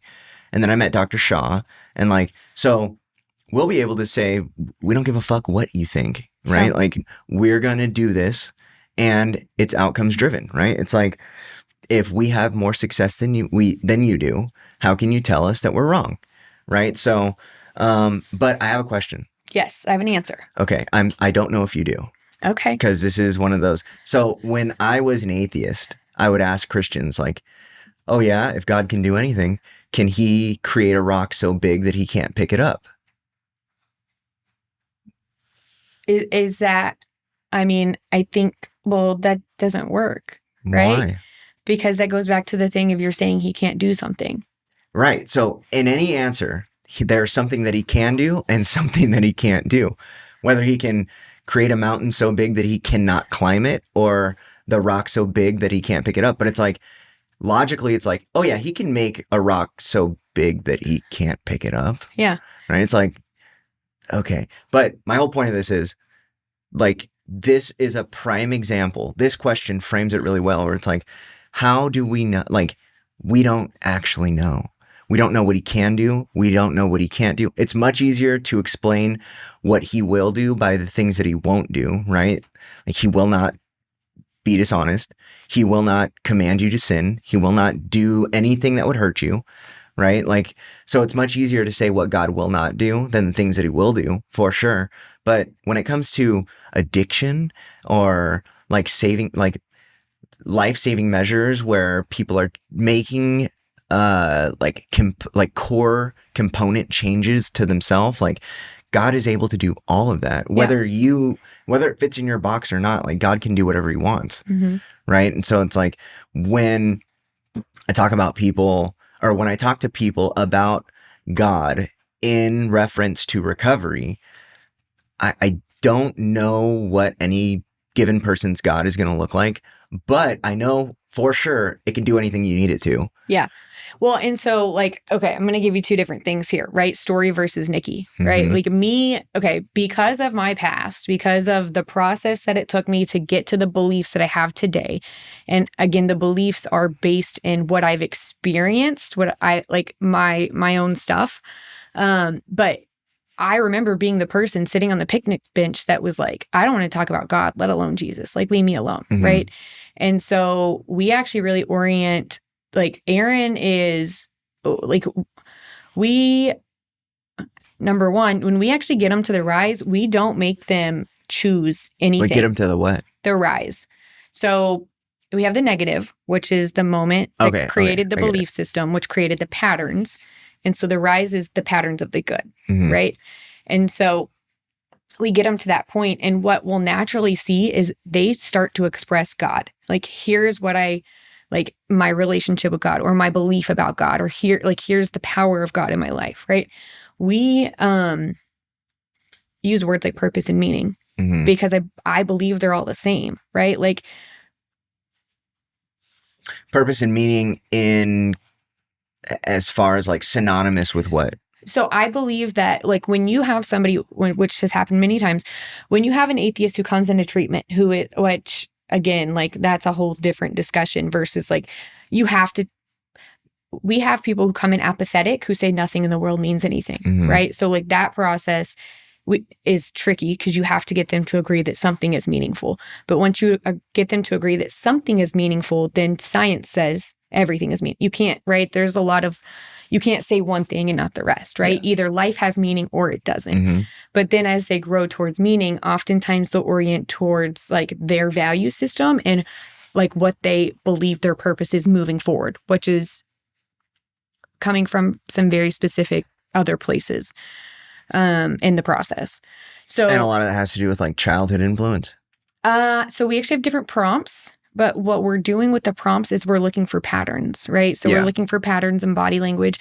We're looking for patterns in like the subconscious behaviors. We're looking for patterns in emotions. And so one of the prompts is about childhood, your earliest, happiest childhood memory. But there are a lot of them that pile together so that we can see like the patterns of what's critical, right? And it's fun because it's so subconscious. People do it so subconsciously. Oh, yeah. And so, like, as an observer, you're like, they're like, what do you mean? How do you know that? How did you know that about me? And I'm like, you just told us. Like, you literally, but they don't see it, right? Yeah. So, so oftentimes people will automatically orient towards God, but even people who aren't who don't want to identify any form of God will identify meaning and purpose, right? Yeah. And so that is a power greater than themselves that can move them forward, right? Okay. And so, like, I, again, am not ever the person who tells people what they do or do not need to believe. Like, I believe what I love about what we do is there's a structure for everybody. Everybody gets to benefit. We work with veterans. We worked with adolescents. Obviously, like, substance use, right? Because that's where our experience started. And my goal would probably be to work with the trafficked girls if I could. But that's a goal, right? I'm not there right now, but I would like to be able to give something to that population because the first time I tried, I just couldn't. I was too young and I didn't have it in me. But yeah, that's a rough demographic anyway. Yeah. It's you are either hurting or helping. Yeah, 100% agree. And a lot of people have good hearts walking into that industry and zero experience and like no knowledge of what's truly needed. So I'll say in my experience, one of the reasons, and I didn't know this at the time, but one of the things that was super wrong with what we were doing was there was a lot of talk of like, oh, you're a victim, poor you. Let's go to a counseling session and let's help you get to school, right? Let's help get you enrolled so that you can build a better life for yourself. Like there was no like, hey, let's look at the emotional distress. Let's look at the trauma. Let's look at the belief systems. The other thing is nobody talked about the fact that they were more addicted to the drugs that they were taking to do those things, right? Yeah. So like in no way, shape, or form, again, it was a long time ago. I'm sure Also, the it's lifestyle transitioned. is very addicting. Yeah. The fast money, the fast movement. Yeah. Yeah. And it's a lot of manipulation and like in terms of like getting the girl to a point where deconstructing belief systems that are built on that manipulation is rough because they become accustomed to believing the indoctrination that they go through. It's like what you're talking about with the cult system, right? Yeah. They are so taught to think and act a certain way. Yeah. And there's a lot of rewards. Like they get money, they get influence, they get power. It might not be healthy, but they still get all those things. And then from like the experiences that I had, a lot of them hate men. And so this is like their way of like taking advantage of them. And it's like, so now you've got this whole, it's like a whole hodgepodge of just things that have to be deconstructed to be able to even get them to detach themselves from that world. And it's like, I wonder what the success rates are. Probably not good. Well, where I was at, I will tell you, there was one girl. There was one, I was there for like a little under 2 years, but and it was a pretty new space at the time. So like, that's not a standard, standard operating procedure. I'm sure normally there's a lot more people and the team surrounding them has a lot more experience. Yeah. Right. But I remember one girl and that like, she came about halfway through. I remember thinking if she can do what the rest of them can, and then it never happened again. Yeah. And then I left. Mm-hmm. So I don't know. Yeah. It's a little bit of luck with a little bit of timing. Right. So I used to tell people that luck is preparation meets good timing. Right. But for my recovery, it was 100% like, because consequences were never enough. Like, I don't know. Consequences were never enough to get me to do what I needed to do. I had to experience all the consequences and then experience them again and again and again for me to be like, fuck, this shit sucks. Yeah. And then finally, like, facing doubling my life in prison really did it. I was like, okay, I think it's time. It's time. I'm also like getting significantly older than like my first time I was arrested. I was still a teenager, right? I was arrested for like my first felony as a teenager. And it was like, this isn't that bad, you know? It's like, this is all right. And then also that like shut the door. My first felony like shut the door on like all of my future plans. I wanted to go to law school, got my first felony at 16. And I was like, well, that ain't going to happen. I don't know what's going to happen now, but I didn't plan for this. And then it was just, everything was gone. Yeah. So. Yeah. See, and I think that's the beauty of like recovery, right? Is it's so different for every person who experiences it. Some people will get to a point, and there's a lot of internal that comes with it too, right? Like my story is one of very few external consequences, but like internally I got to the point where like I couldn't live with who I was. Like I would rather, and we didn't really talk much about this, but the night I laid there, I was like, I would rather die than continue to do this. And it started a process. So I think a lot of times the external consequences change what's happening on the inside, right? Did you ever experience homelessness? I did not. Well, no, I didn't. I never had to by choice. I ran away at one point, but I always had the option to go back. Okay. Yeah. All right. Yeah. Yeah. Life is definitely interesting. It's funny how like two people can make the exact same decision and the outcome is completely different. Yeah. You know, it always blows my mind. Okay. Well, you want to talk about anything else? I don't know. What do you got? Anything you can think of? No? No. I mean. What time is it? 1:00. Okay. No, it's perfect. Yeah. I got a meeting at 2 with this hospital system in San Antonio. So it's perfect. You have to drive out there? No, no. way. No, Okay, we're going to, this was my first commitment. Yeah. So when they gave me the date, I was like, if we're going to do that date, we can do that date, but we need to do it via Zoom. Okay. So yeah. Okay, cool. It's perfect timing. Well, thank you for coming. I definitely want to have Aaron and your husband come on. And then I think we could probably set something up where you and Aaron come on and really like unload about Story Yourself. Yeah, for sure. If you want to do that. Well, okay. Thank you for coming. Yeah. I have a good appreciate day. it. Thanks for having me. Thank you. Thanks for listening to My Last Relapse. I'm Matt Handy, the founder of Harmony Grove Behavioral Health, Houston, Texas, where our mission is to provide compassionate, evidence-based care for anyone facing addiction, mental health challenges, and co-occurring disorders. Find out more at harmonygrovebh.com. Follow and subscribe to My Last Relapse on YouTube, Apple Podcasts, Spotify, and wherever you like to stream podcasts. Got a question for us? Leave a message or voicemail at mylastrelapse.com. If you're feeling overwhelmed or struggling, you don't have to face it alone. Reaching out for support is a sign of strength, and help is always available. If you or anyone you know needs help, give us a call 24 hours a day at 888-691-8295.